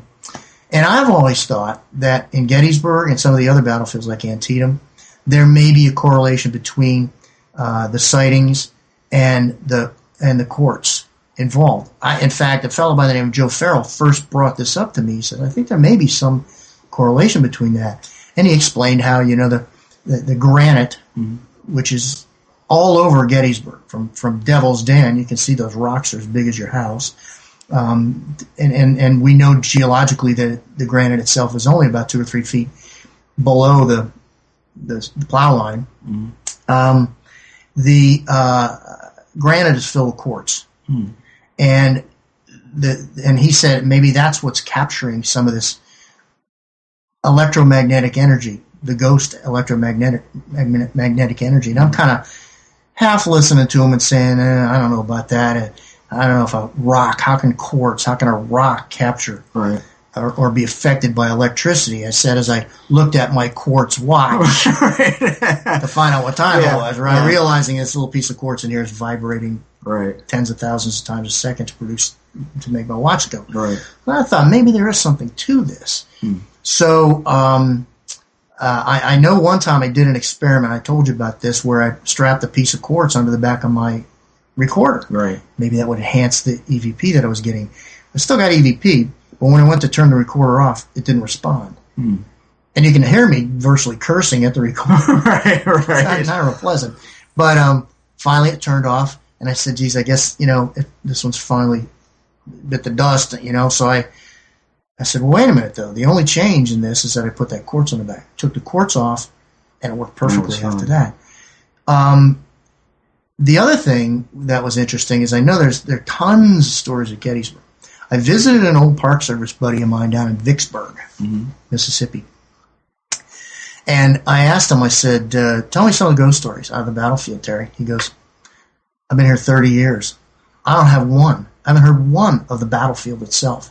The town, not the battlefield. I said, okay, question number 2. What's the geology? Where's the bedrock here? He goes, about 100 feet down. This is all alluvial Mississippi mud here. This is there's no quartz or anything until you go 100 feet down. Now, the question is, how does the electromagnetism get into the quartz? All right. Well, we know for a fact that there is when humans die, there seems to be a photon burst, a light shout. I mean, there's a Polish physicist that studied bodies. He was actually doing work on the Shroud of Turin, and he realized that human bodies, when we die, there seems to be a burst of photons, a light shout, he called it. And and how many times did it happen at Gettysburg? The other thing we're pretty well convinced is that human bones, when they break, they give off a piezoelectric effect, so another burst of electromagnetism, right? Could that be captured in the quartz in Gettysburg? We know quartz is used for everything from, your computer screen here to your DVD player to lasers to whatever. Right. And so could it happen? Well, yeah, maybe it could. But the other question is, what conditions do you need to get it to replay? Right.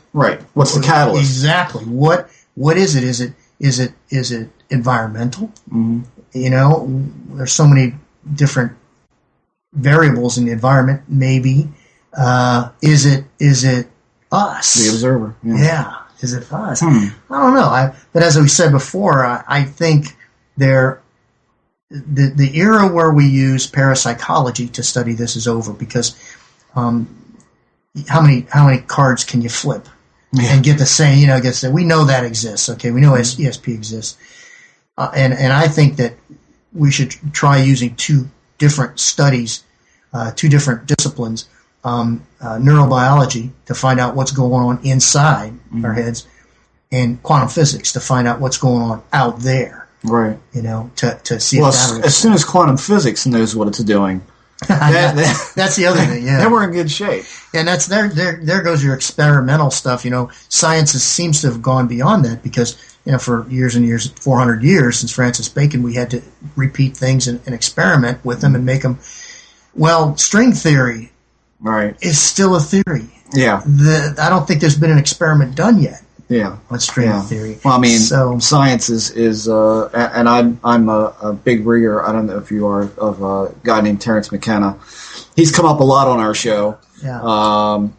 But he made the statement that science is nothing but, if nothing else, it's but full of contradictions, and and that basically all of the other areas of science have physics envy.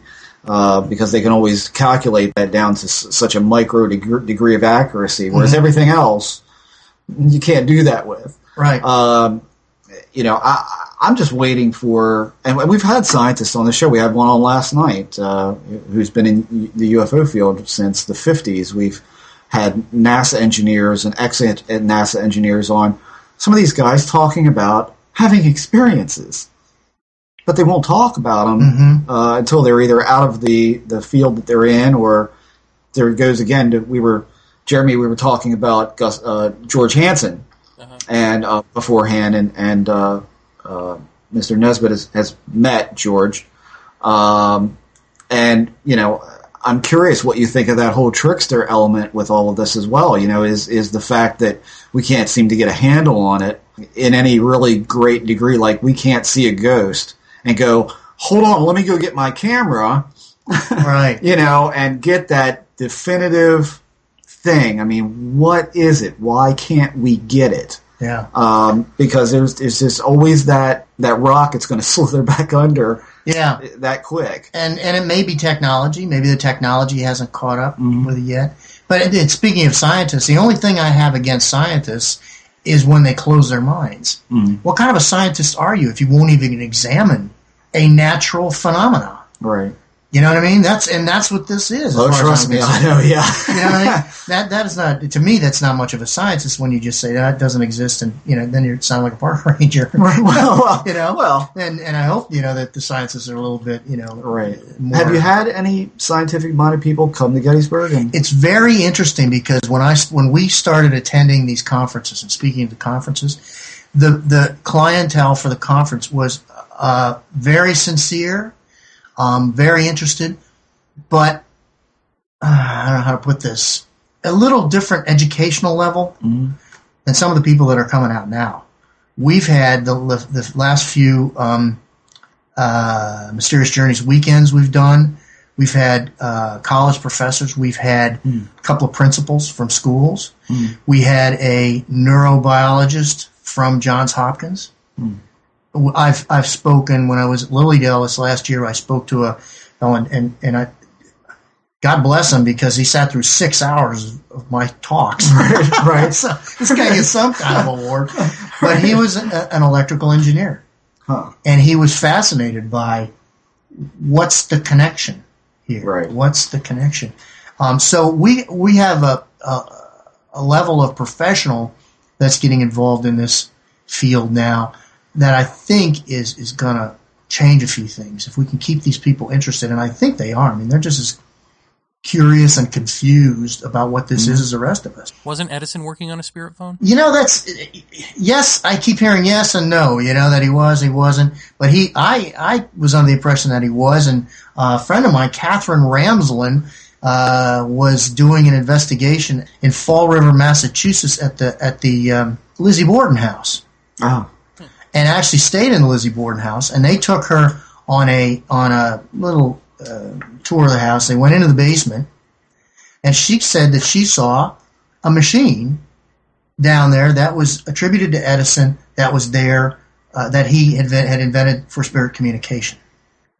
Huh. And so, the question, I asked her about it, and she said, that's what they told me it was. I said, what did it look like? And so I can't really remember too much. She just kind of glanced at it. So apparently he was, but I mean, there have been other pioneers in that field in terms of spirit communication. George Meek, of course, who invented Spiricom. There are a couple of people who've been have invented other things since then. I guess maybe the one of the more famous ones is Frank's box, Frank's Sumption, and then a spin-off to that, the mini box, and these are interesting devices because they are apparently allowing two-way communication because you can hear the response immediately. Well, my problem with my method is that you ask a question, then you have to let the entity record, and then you have to listen to it. Okay, and if you ask 2 or 3 questions, it's tough to have a conversation. Right. Whereas these apparently give you the opportunity to listen and respond in real time. Well, the Frank's box thing, is that not the one that scans the AM/FM band and puts a blip out every so often? So you are actually, with that, you are hearing radio voices, right? Yes. The theory behind it is that they can manipulate, they can pick and choose the words out of that scan to make sense and answer your question, okay? And at first, Rosemary Ellen Guiley has several of these devices, and we had talked about it. And my first question was, okay, all I've ever heard are the successes. What's the rate? Right. Success, failure. She says, it's only really about 10% success. And the rest is gobbledygook. Right. But the successes are apparently pretty spectacular. They, whatever it was, literally used the words to say her name. Wow. Rosemary Ellen Guiley. That's a tough one. Yeah, that'd be a little hard to describe to a lot. That's a pretty tough one to be a random, Yeah, shotgun blast. Yeah, so apparently there's something to this, and they continually are tweaking these things. And I guess there are a couple of people that are on like the other more advanced devices, Mark 72 or right, whatever, yeah, sure, which is fine. I intend to get one of these to try to. I actually created a Radio Shack hack. I haven't had a chance to use it yet, but I do want to try some of this stuff to see if we can get it two-way. Wow. Well, here's at the end, and we are at the end, aren't we? I have one more question. Okay, go ahead. I'm sorry. Do you get any modern war ghost stories? Or people in Iraq or Afghanistan saying, I just killed that guy yesterday, and here he is at my, in my tent? Anything like that? I have no doubt that there are ghost stories about... For example, there's a place in Laos, I believe it was, in the Vietnam War, called the Plain of Jars. It was a burial site, and it was so haunted that apparently neither the North Vietnamese, the Viet Cong, or the Americans would fight there because they just refused to go into that area. 9/11. Really? There's stories coming out of that, and there's stories. As a matter of fact, Patty Wilson, my co-author in Haunted Pennsylvania, interviewed one of the night guards out there at the Flight 93 crash site, and he had several sightings and several experiences. One where he actually saw a woman outside of his car, and it was cold. It was wintertime, and she was dressed in September clothing. Huh. And when he opened the car door to go talk to her, she disappeared. When he looked at pictures of the passengers and crew, he identified her from that. Wow. So modern, ghost stories are very modern, and I have no doubt that some of the stuff happens in, I'm not sure if I know if there are any Muslim ghost stories. In other words, do they have ghost stories? They do have jinn. Right. What J-H-I-N or J-I-H-N? J-I-N-N, right? Yeah. And so the ghost type of experience they definitely have had. Huh. Well, what about in Japan where we dropped the bomb? I mean, is that like riddled with activity or no? Well, I don't know, but I know one of my goals is to try and get to Iwo Jima. Because I hear that's haunted. I mean, you got to wonder about the beach at Normandy, or St. Mary Glees, Berlin. I mean, sure. Look at the Russians rolling into Berlin. I mean, that was ridiculous bloodshed and death in there. I know that the airfields in the south of England are purported to be haunted because they were the last place these guys took off from, and then all of a sudden they disappeared over Germany, and they're apparently back. They're being seen. So modern ghosts are with us. People see ghost animals too, right? Yes. Do they see ghost dinosaurs? Do they see ghost Ice Age? Hey, that's a damn good question. I don't know. That is a good question. I don't have any knowledge of that. Huh. Well, you see, Mark, it was a Tyrannosaurus. Well, they may, but I mean, it sounds so ridiculous. Who would ever admit it? Right. Well, that's true. Huh. But yes, they do see ghost animals. In particular, mostly it seems domestic animals. Dogs, cats, horses. No cows. There are no ghost cows, Jeremy. No. Well, why would there be? I don't know. And we eat them. I mean. Well, thank God they're not. You would think You would think they would be the first ones to haunt us. You wake up in the middle of the night with a cow head in your face. You ate me last night. Are there any places where there are multiple war scenes from different wars where there's cross-pollination of soldiers or anything like that? Absolutely, yeah. Fredericksburg. I have stories of Civil War soldiers telling ghost stories. In other words, having had experiences. And then, of course, in modern times, we have people who have seen Civil War soldier ghosts in Fredericksburg. So, yeah, there's like a crossover between the two eras. It is bizarre. What else you got, Vaeni? I think that's, I don't know. It's just interesting listening to you talk and listening to Rob Beck and thinking about any of the sort of the Ghost Hunter type TV shows we've seen. That at your worst, ghost authorities seem to be kind of shallow and stupid. At your best, you seem to be really bright and authentic, but none of you seem to be completely batshit crazy the way they do in ufology, and I wonder why that is. We were talking about that. I wonder if because you have a finite set of things that this could be, that it doesn't present itself in a way that anyone with a wild imagination or delusions of grandeur can sweep in and come up with some sort of cult-like explanation for it.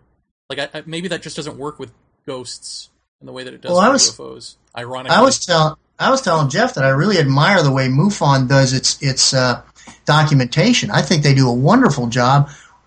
Ghost hunters don't do that. We don't have that type of documentation. It's hard to get people on the battlefield when they're taking pictures. They come in all the time and they say, "Look at a picture I took." Great. When did you take it? I don't know, last year sometime. Please, just put down the date, if nothing else, because then we can always look back. Okay, was it the heavy pollen count? Does that explain the orbs? Was it raining? Was there moisture in the air? Was there Was there a solar flare going on at the time, giving extra energy with it that the ghosts could use? Just the simplest thing, like write down the date and the time you took the photo. So it's tough. But in terms of doing a conference, when you share the stage with people, there's no one that you would, or is there? Are there people where you're like, I'm going to look like a fool if I take the same stage as this charlatan? Absolutely, yeah. There are people I won't. Yeah, there are people I won't work with. Huh. Care to name any of them? No. Better not. No, I mean, that was another. I said maybe we're at the end too soon because I did want to ask you, like, TAPS. Got an opinion on what they do, how they do? I actually had a speech gave a speech down in Richmond with them, and let's face it, they put this discipline on the map. I wish that they would. They have a pretty good body of investigations. I kind of wish that they would branch out a little bit more. Okay, start experimenting a little bit more because they have a wonderful following. You know what I mean? Some of the others I'm not real. I saw one the other night where they were interviewing the cast or the investigators, and one was 16 and another one was 13, and I'm like, hold everything. Jeremy and I continuously have a laugh about Ghost Adventures, where they lock him up, and because I always say that the host of that show, he's more interested in showing off his manly physique, So you saw it over there, did you? Was it over here? It's kind of like just hysterical to watch, and always when I see shows like that, I mean, in the back of my head, I love to watch Most Haunted. I love watching that show, but I don't watch it because I think, they're getting some good stuff. I watch it because it's hysterical. It's like every week, it's like another Blair Witch Project, but funnier.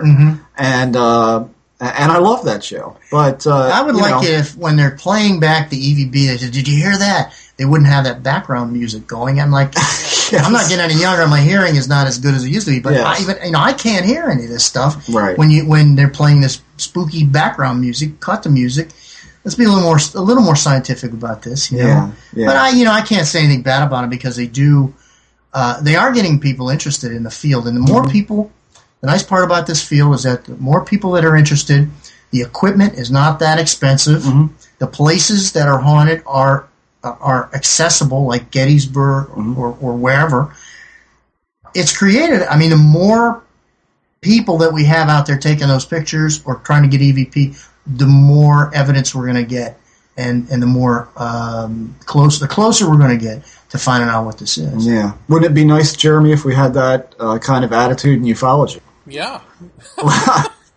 I mean, because on our flip of the coin here, it's and something I've talked about a lot is this proprietary attitude that some investigators take over a particular UFO case. It's like they don't want anybody getting near them. They don't want to share the information until X amount of days or months or years have passed, or it all gets very territorial. And nothing gets done and that kind of thing. No, it should be shared. Should be some sort of, and we get it all the time at Gettysburg. At least I do, sitting there, autographing. People come in all the time with stuff, and it's built up a pretty good body of evidence. Yeah, that's good stuff. Jeremy, I think that's it. Really? If anybody wants to, I might as well. It's almost 2 hours, Jeff. You want to keep going? I know. This is great, though. I mean. I've thoroughly enjoyed this, I gotta say. I mean, well, let's mention my website. Let's get the website on here. Yes, please. GhostsofGettysburg.com. And that will link to just about everything else that we're doing. The Mysterious Journeys weekends. We're doing a ghost cruise. As a matter of fact, we're going to try to. We're going to get on a boat. I'm going to give talks 7 nights in the week, and we're going to stop at various places in New England and do ghost investigations along the way. That's October 17th to the 22nd. You guys in? Yeah. Yeah, he's comping his tickets for that. No, not really. Wait till I tell your wives, right? That you're taking them on a cruise. Right. And then November 13th to 15th is another Mysterious Journeys weekend. And then we're going to have a supernatural summit. We're going to have one of these conferences only virtual, online, where you sign up for the conference, and then we're going to have various booths with some pretty famous people in it. Rosemary Ellen Guiley's going to be there. I'll be doing a ghost tour of the battlefield, which you never get to do. Right, yeah. And many other individuals are going to be signing up for that. Great. So ghostsofgettysburg.com. And all the information for all your speaking engagements and all of that are on there as well, right? Yes. And you guys can actually, on the show notes, you can click on Mr. Nesbitt's name and find everything directly from there, because we'll have a big banner and a link on his name, so you guys can go visit that and go check it out, because this guy is one of the legends of Gettysburg Ghosts, and as far as I'm concerned, the legend. So it's a real pleasure having you on, Mark. I really appreciate it. Yeah. And Thanks, here's the last thing we're going to ask you, and we're going to put you on the spot. Jeremy lives in New York. I'm in Maryland. If Jeremy comes down one weekend and we can arrange it, can you take us out? Because we want to do a live broadcast with you at Gettysburg. Sure. There it is. We can do it in the back room there where we get all the EVP at my place. Now we've got it on tape. You can stay up all night. So we're gonna try to set that up and do the recording there, and I'll bring all my stuff and we'll just have at it. So again, thanks very much, Mr. Mark, and we appreciate you stopping by. My pleasure. Hi, my name's Greg Bishop, and you're listening to Paratopia, where I just got asked questions that I never get asked, and got to talk about things that I never get to talk about. Hi, this is Bill Burns from UFO Magazine and UFO Hunters. There are several ways that you can get UFO Magazine. Yeah, we know, Bill. We know. Just shut up. Just give us one way. Don't tell us you're psychic and, give it 8,000 phone numbers and take 15 minutes of our time where we just want to hear the show. Just tell us how we can get UFO Magazine in one way. Okay. Just go to www.ufomag.com, subscribe online. You happy?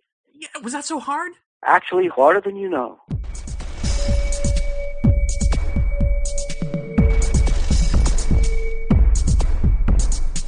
Eerie Radio, the endeavor for esoteric research and investigation into the enigmatic.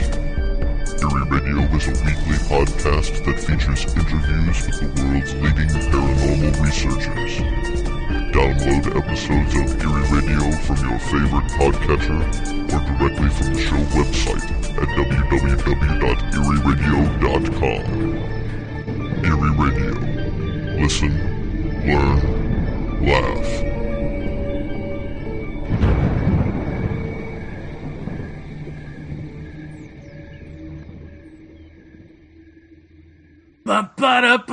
Yeah, everybody. Yeah, you're back with Paratopia. Jeffy Ritzman and the J-Dog, the J-Man, the J-Ster. Ow! Jeremy Vaeni.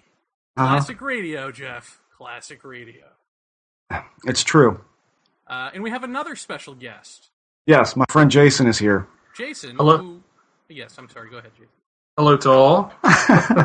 And you of myth and lore, you were brought up during this episode as a reenactor? Is that correct? Right. Yes. Okay, so now we get to hear Jason's stories of Reenacting. no And horror. of ghosts. No, I was saying, and I mean, we have to say that we're actually retaking the end of the show because it's Friday night, and Jason usually stops by on Friday, and I wanted him to tell us from his mouth rather than mine.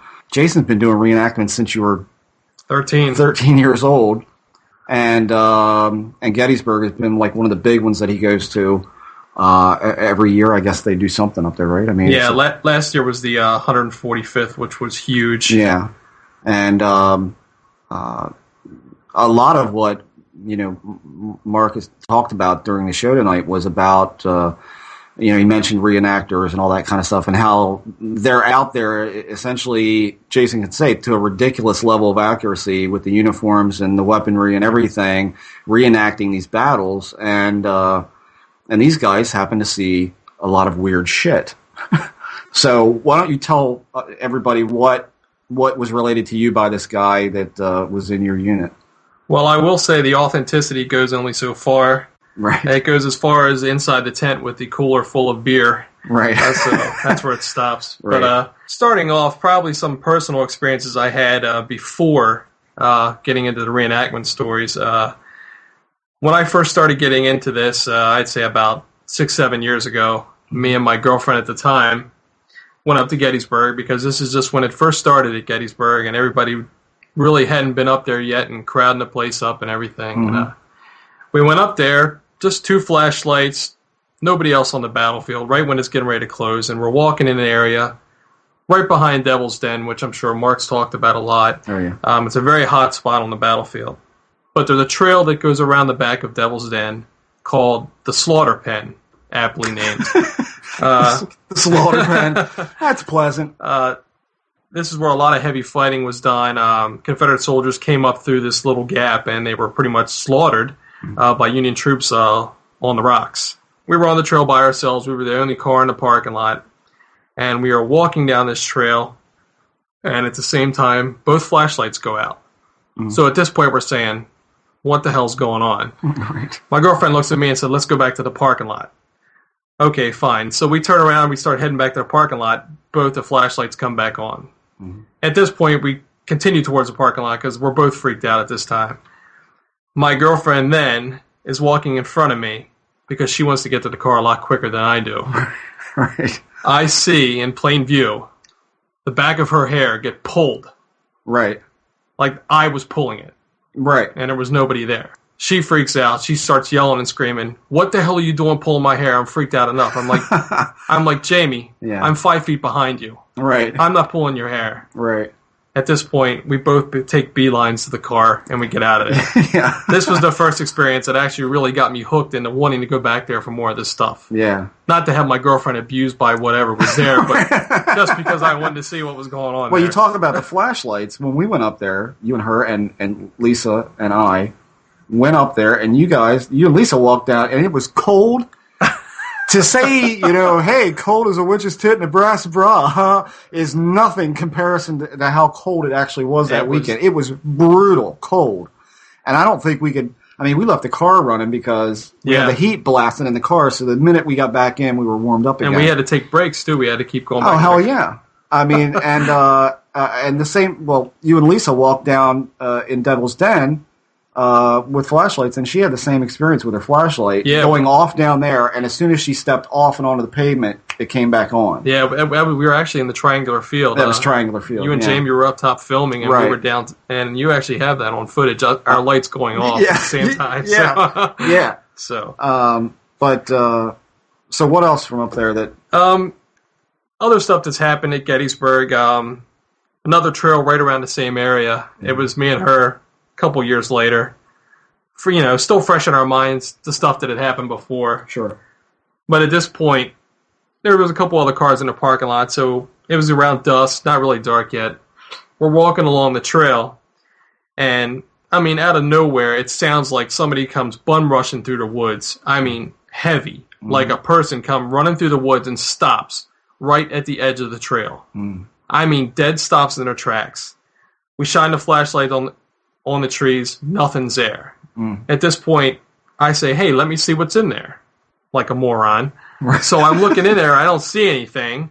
So at this point, we're walking away, we walk, and it happens again. And this time it ran up to another point in the trail where we had walked maybe 10, 15 feet, and it had run right up to the trail. And I'm saying... To behind you or in front of you? In front of us. Okay. And this is to the point where I'm saying, is this somebody really screwing with us that I cannot see? There was nobody there. So... Could you make out if it was two or... because, of course, the main thing that comes to mind is it a deer? Namely, most of the time, deer will run away from you and bound down through the woods.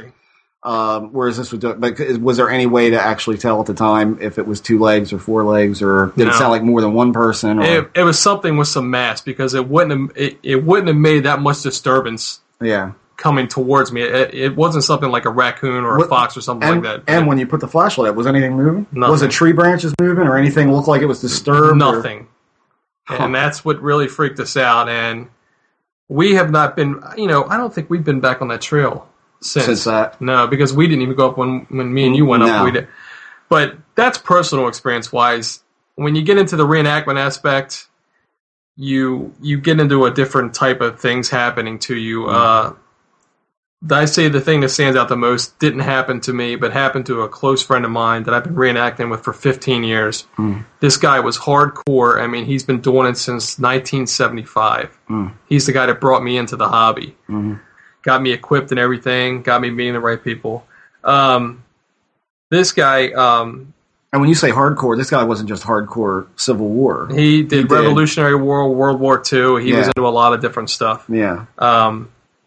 And what had happened was, as Cedar Creek Battlefield, which is right outside Winchester, Virginia, is one of the only battlefields that you are actually allowed to do the reenactment on and actually camp on the actual battlefield where the soldiers fought, which is very rare in the reenacting field. They try and keep you off of park property, of course, in respect to those who died there. This happened, I believe this was in 2002 this happened. And it was well into the night. We were actually camped in the middle of the camp. We weren't on the edges or anything. And the way the story goes, about 3 in the morning, you get one of those urges where you have to run to the bathroom.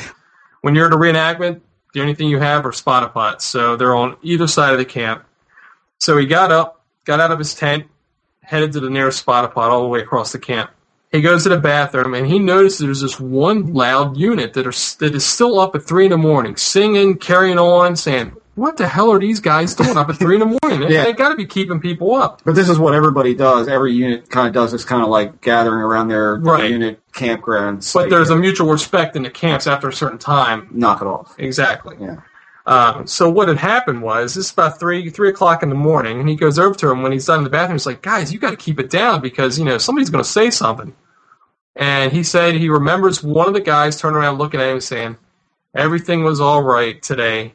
Everything's going to be all right. And that's what it was. That's all it was said to him. He's like, all right, well, guys, you guys still got to keep it down.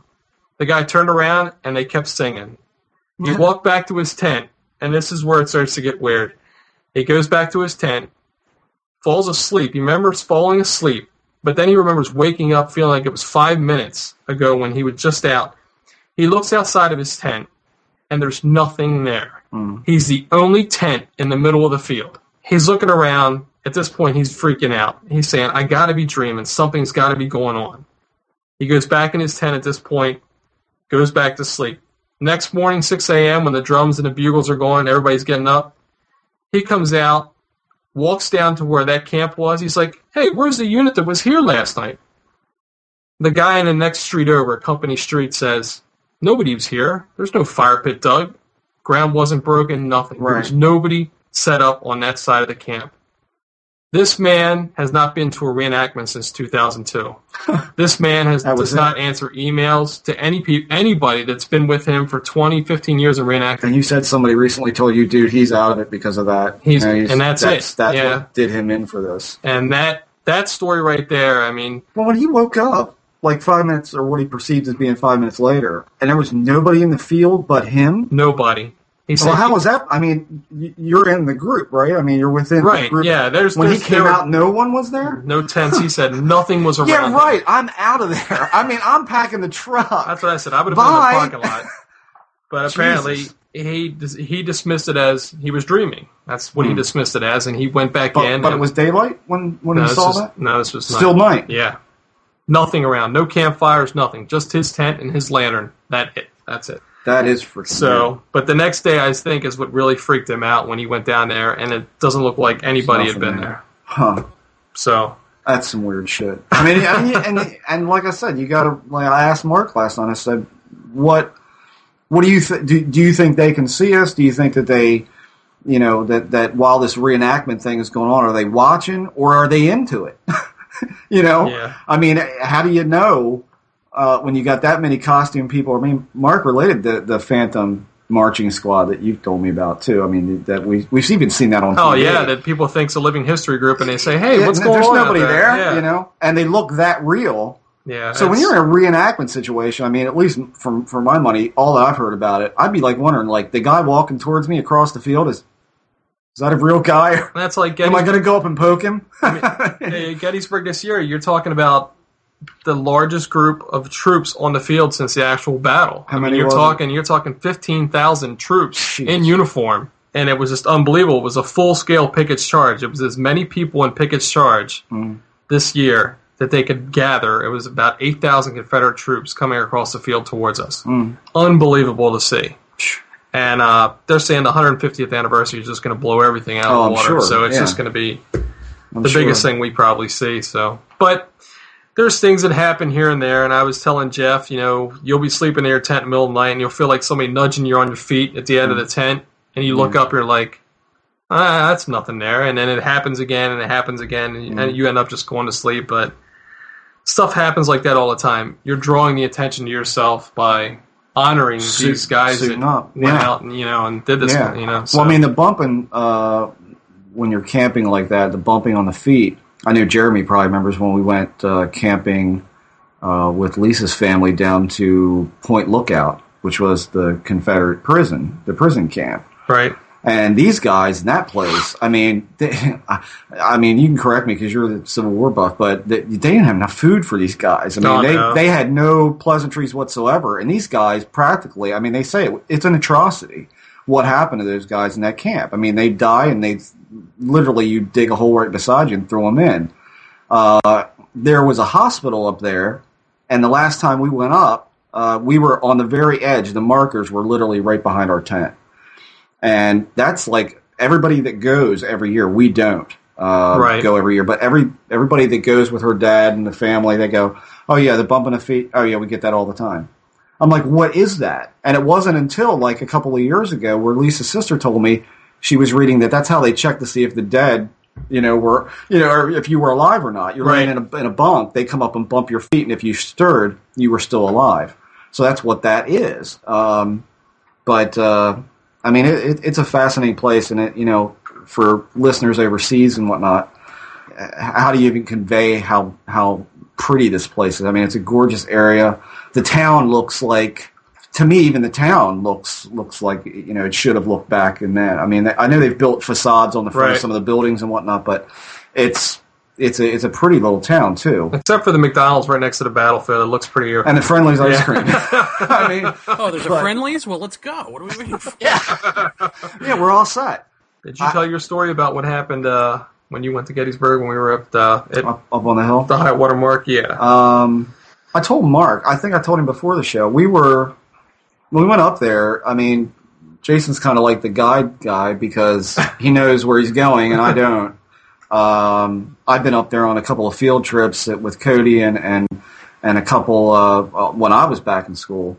But we went up and we went around to where they see the White Lady, which is up at the Spangler Springs area. Right. We went up there. We went, and the only thing I can remember about this place is that there was a guy on a horse. It's a huge statue. Sits up on a hill. Right. That was up on. We were actually up on Culp's Hill, which is right above Spangler Spring. And Triangle Field we went to. Right. And then wherever you just reminded me I thought we were directly across from the Friendly's. Like the Friendly's was down the hill and across the road. Apparently, that's not exactly where we were. We went to Friendly's directly after this happened. Right. Yeah, it's actually the road you follow out from where we were on the battlefield. It goes right out, dumps you right out in front of the Friendly's. Okay. But, we're walking, and it's cold. And and I get colder than anybody else. So, of course, I'm walking the fastest. And I think Lisa and Jamie were in the back, and you were up in front of them a little bit. And I'm, like, walking real fast towards the car. And I thought that Jason grabbed my right arm, like a bicep, and I mean, it spun me around. I mean, you saw me spin around. Yeah, I was like, "What are you doing?" And I looked around at him, and like for a split second, it just didn't compute that he was that far behind me when he just grabbed my arm. Well, apparently it wasn't him that grabbed my arm because the coldness that banded around my bicep was just like ice cube. I mean, it literally made the bone ache. And you were pretty shaken too, because you were still freaked out when we were sitting at Friendly's after we ordered our food. You were still namely because that arm did not warm up for like an hour. Right. I mean, if you remember, everybody's at the table like touching my arm. Holy shit, it's still cold, And I was like, yeah, it's to the bone cold. So we had that, and then we had we stayed at what was the? It's actually called the Quality Inn Larson's, but it's actually the original site, and it's still there, of General Lee's headquarters during the battle. Okay. Right next to General Lee's headquarters was the Confederate Hospital. Okay. During the battle, so and that's what they've converted into the suite. 2 luxury suites. Yeah. Yes. So we stayed. Jamie and his love were in the bottom, and I'm upstairs with Lisa, and Jason says, "You won't have any problem tonight because we're down there sleeping where they threw the body parts in the surgery, so you won't have any problem. We'll have the guy coming in looking for his leg." But it was, never again will I stay at that place because it not only was it just a fitful night in general of sleep. I'm not going to lie, I was piqued to see something. I was on alert. I was the dog with the ears up, but I did not see anything. The bed was facing the open door to the bathroom. And Lisa and I both said, any minute you expect someone to walk out of this bathroom. But that didn't happen. The only thing I can say is that as I'm laying there, and I had the TV on just to have some kind of noise to make me feel better, I'm laying there in bed, she's asleep next to me, and I feel someone tapping between me and her on the bed. Just with a finger, tapping. And I look over and I'm like, what was that? And I kind of shake the bedclothes out because it actually touched the edge of my leg. And I flatten the bed. They had this real poofy comforter on. Right. And I'm sitting there and I'm just looking. And all of a sudden I feel it again. And I can see the bed moving between us. I can see something tapping up towards my leg. And I was no more good after that. I got up, I walked around, I even went outside and stood on the little walkway, like the wooden steps. Right. Smoked a cigarette because I was still smoking then, and went back in, turned on Jerry Springer or the Knife Show or something, and gradually just went to sleep. So you remember what happened the first thing in the morning? Though when I got up, I came upstairs like, "How'd you sleep last night?" Shut the hell up. We were like freaking zombies, man. It was not a good night's sleep at all. Lisa said she did not sleep well at all. If I've told that story twice in this episode, I apologize. I don't know that I did. But it's a weird place. That is a real... And here's the other thing. Mark was telling me last night that very place... You know where the railroad tracks are from there? I don't. I remember vaguely in the parking lot looking through the woods, and you could see them. Yeah. They found a child's grave out there. Recently found. It's the most recent remains. Right there right there by the railroad. Yeah, the railroad cut actually sits right behind the main hotel. Apparently this is right by the hotel. Oh, okay. Apparently, if you're sleeping in the bottom of that place, the headstone is apparently what they found. It was right up against the building. Wow! So you're either sleeping with your head on someone's grave, or vice versa. You can't imagine how they would miss something like that when they're building the hotel. How do you pave a road and not see that? Right. Oh yeah. Just go over top. It's all right. Hey, do any of these haunting scenarios with people on the battlefield and all that? Do any of them do they play out during the time of year when the actual battles happened, or is it just any old time? The peak time is, yes, actually around the anniversary of the battle. They say the best time to be in Gettysburg is July 1st through 3rd. The anniversary of the battle is when everything really happens a lot more than what it usually does. But to tell you the truth, to get any kind of investigation up there at that time of year is impossible. There are so many people up there. Between reenactors and people just coming up there, it's just really hard to do anything up there. Which is sad because, like I was saying, when I used to go to Gettysburg, when I first got into this ghost hunting thing, there was nobody out there. Yeah. There was no teenagers running around yelling and screaming, "Oh, that was me!" There was none of that. Yeah. There was no 50 million cameras going off. It was just you, your flashlight, and your camera. That's all it was. Yeah. Well, and there wasn't, when we went up there wasn't nobody. We went up to Devil's Den, and there was nobody there. Our car pulled up while we were leaving. Yeah. But we were up there virtually alone. And I don't think, the cold probably had a lot to do with why we were alone. But, but I think probably the winter would be a good time to go because there's just not so many people there. Right. But Mark said, nighttime doesn't mean shit. Daytime is good too, he said. He's like, doesn't matter, they don't care. Right. You know what we should do is, if we're going to go there in September, We should invite like Derek Bartholomew or some nearby representative of his skeptic group to come with us. Oh. I mean, if this place is so chock full of ghosties, why don't we have a skeptic with us and then force them to deal with it? Another award-winning idea from one Jeremy Vaeni. You heard it here first. I think that's a great idea. I really do. And wherever Mark takes us is going to be hot. Yeah. So it's I mean, it's going to be good. I mean, I think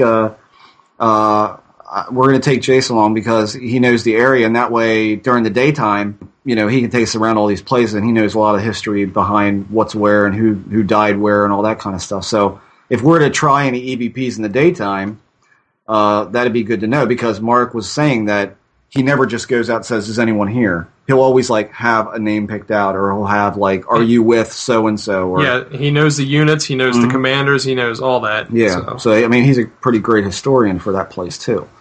So anyway, yeah, that'll be fun. I'm looking forward to it. So we have to write him, Jeremy, towards the beginning of September, and he said that he'll set us up in his place, and we can stay up all night.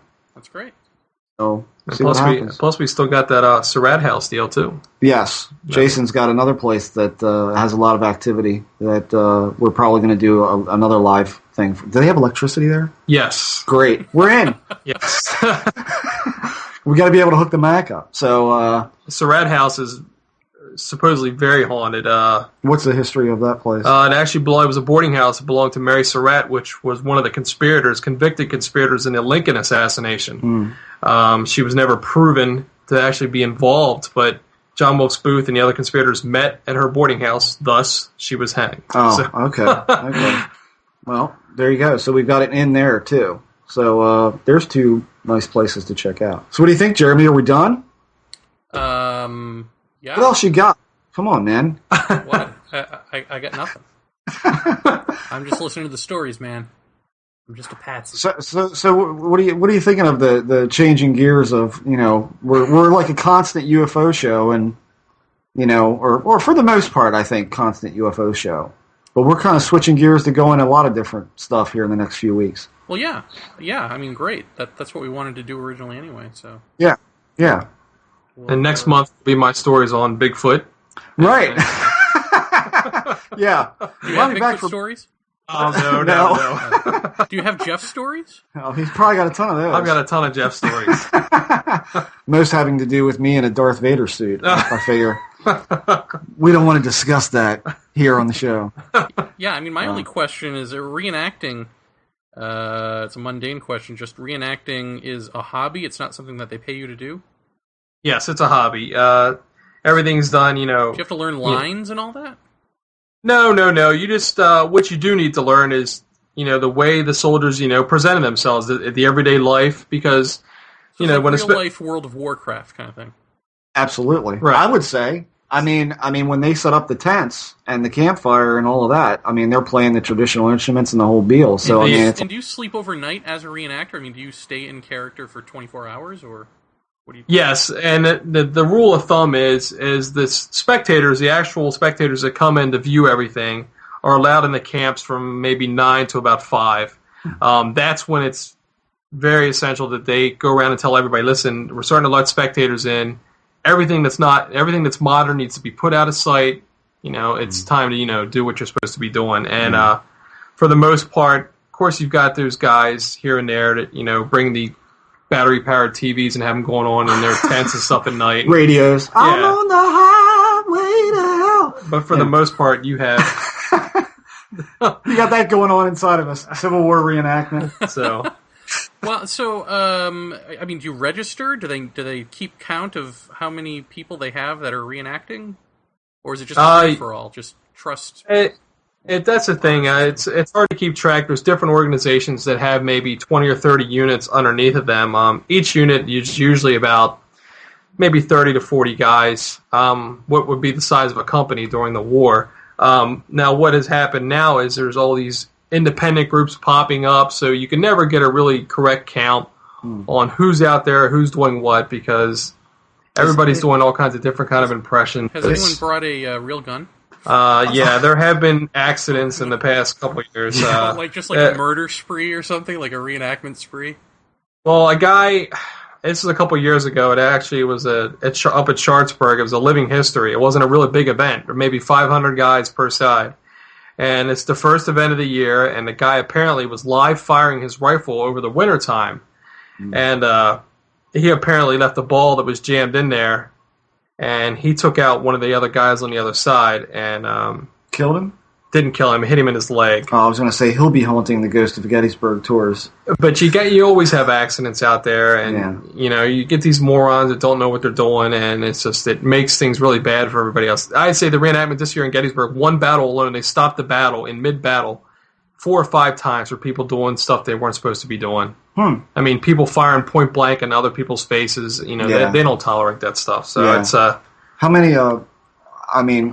How many? You've got to have injuries just because you go down. I mean, when you drop, you're dropping, ragdoll. So I mean, you've got to have guys falling on all sorts of knives and guns and getting bruised and cut. Nothing like a bayonet in the ass. That'll get you up off the ground. That'll wake up. But how long do you have to stay down if you're shot? Until the battle's over, until you hear taps playing. Oh shit! What's the longest you ever laid on the ground? About an hour. In the beating sun. But I rolled over and put my hat over my face, so I didn't really. And what's the agreement? How do you know that you've been hit? Not like if the 2-year-old thing of you didn't get me, nuh-uh, you missed. Well, that's the thing. Here's how you determine when you're actually dead. You either determine it by you're too tired, or you're out of ammo. So you just go down wherever you're at. I don't have any caps left. I'm down. We had it was funny. It happened last year. We were actually charging an artillery piece, and there were about 50 of us charging one artillery piece, and we were all beat. We were out drilling all day, and then we were in the middle of the battle, and this artillery piece went off, and all 50 of us went down. Just because everybody's tired. And the crowd loved it. It was unbelievable. Yeah. But I mean, and the other thing is, what I find to be probably the most brutal part about reenactment is wool uniforms. Wool uniforms in the middle of summer. In July. See, I think I would be scared if I went there thinking it were something like the King Richard's Fair, Renaissance Festival, where people are actors or whatever, but they're signed up to do this. And then I found out that, no, these are just people with a hobby that are out there. I think I would all of a sudden be scared and be like, what? What have I walked into? And then I'd try to creep away before somebody actually shot me. I mean, is there a national organization of? Yeah, it's actually the Civil War Preservation Society is the main body that all the units try and fall into. But there's really no reps. No, because anybody can pop up. I mean, Jeff, you could pop up and say, "Hey, I want to start a unit." Guess what? Jeremy, Jason, you're in my unit. Guess what? I have a unit now. You can say, I want to be a captain.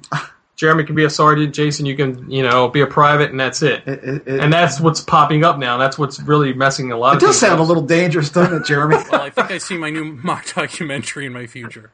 Right, there you are. There you are. There you are. So, yeah. Well, all right, man. Well, thanks for coming on. No problem. Doing this. Pleasure, guys. Yeah, it was great. Thank you. So, that's a little insight from a reenactor who's been into it for a long time. So, yeah. Good show, Jared. Good show. Yes. I thoroughly enjoyed that. I really did. Nice, refreshing break. Can we forget UFOs for the next, 30 episodes? I think we are, actually. Yay! Don't worry about it. Okay. Well, until next time, Paratopia. What he said.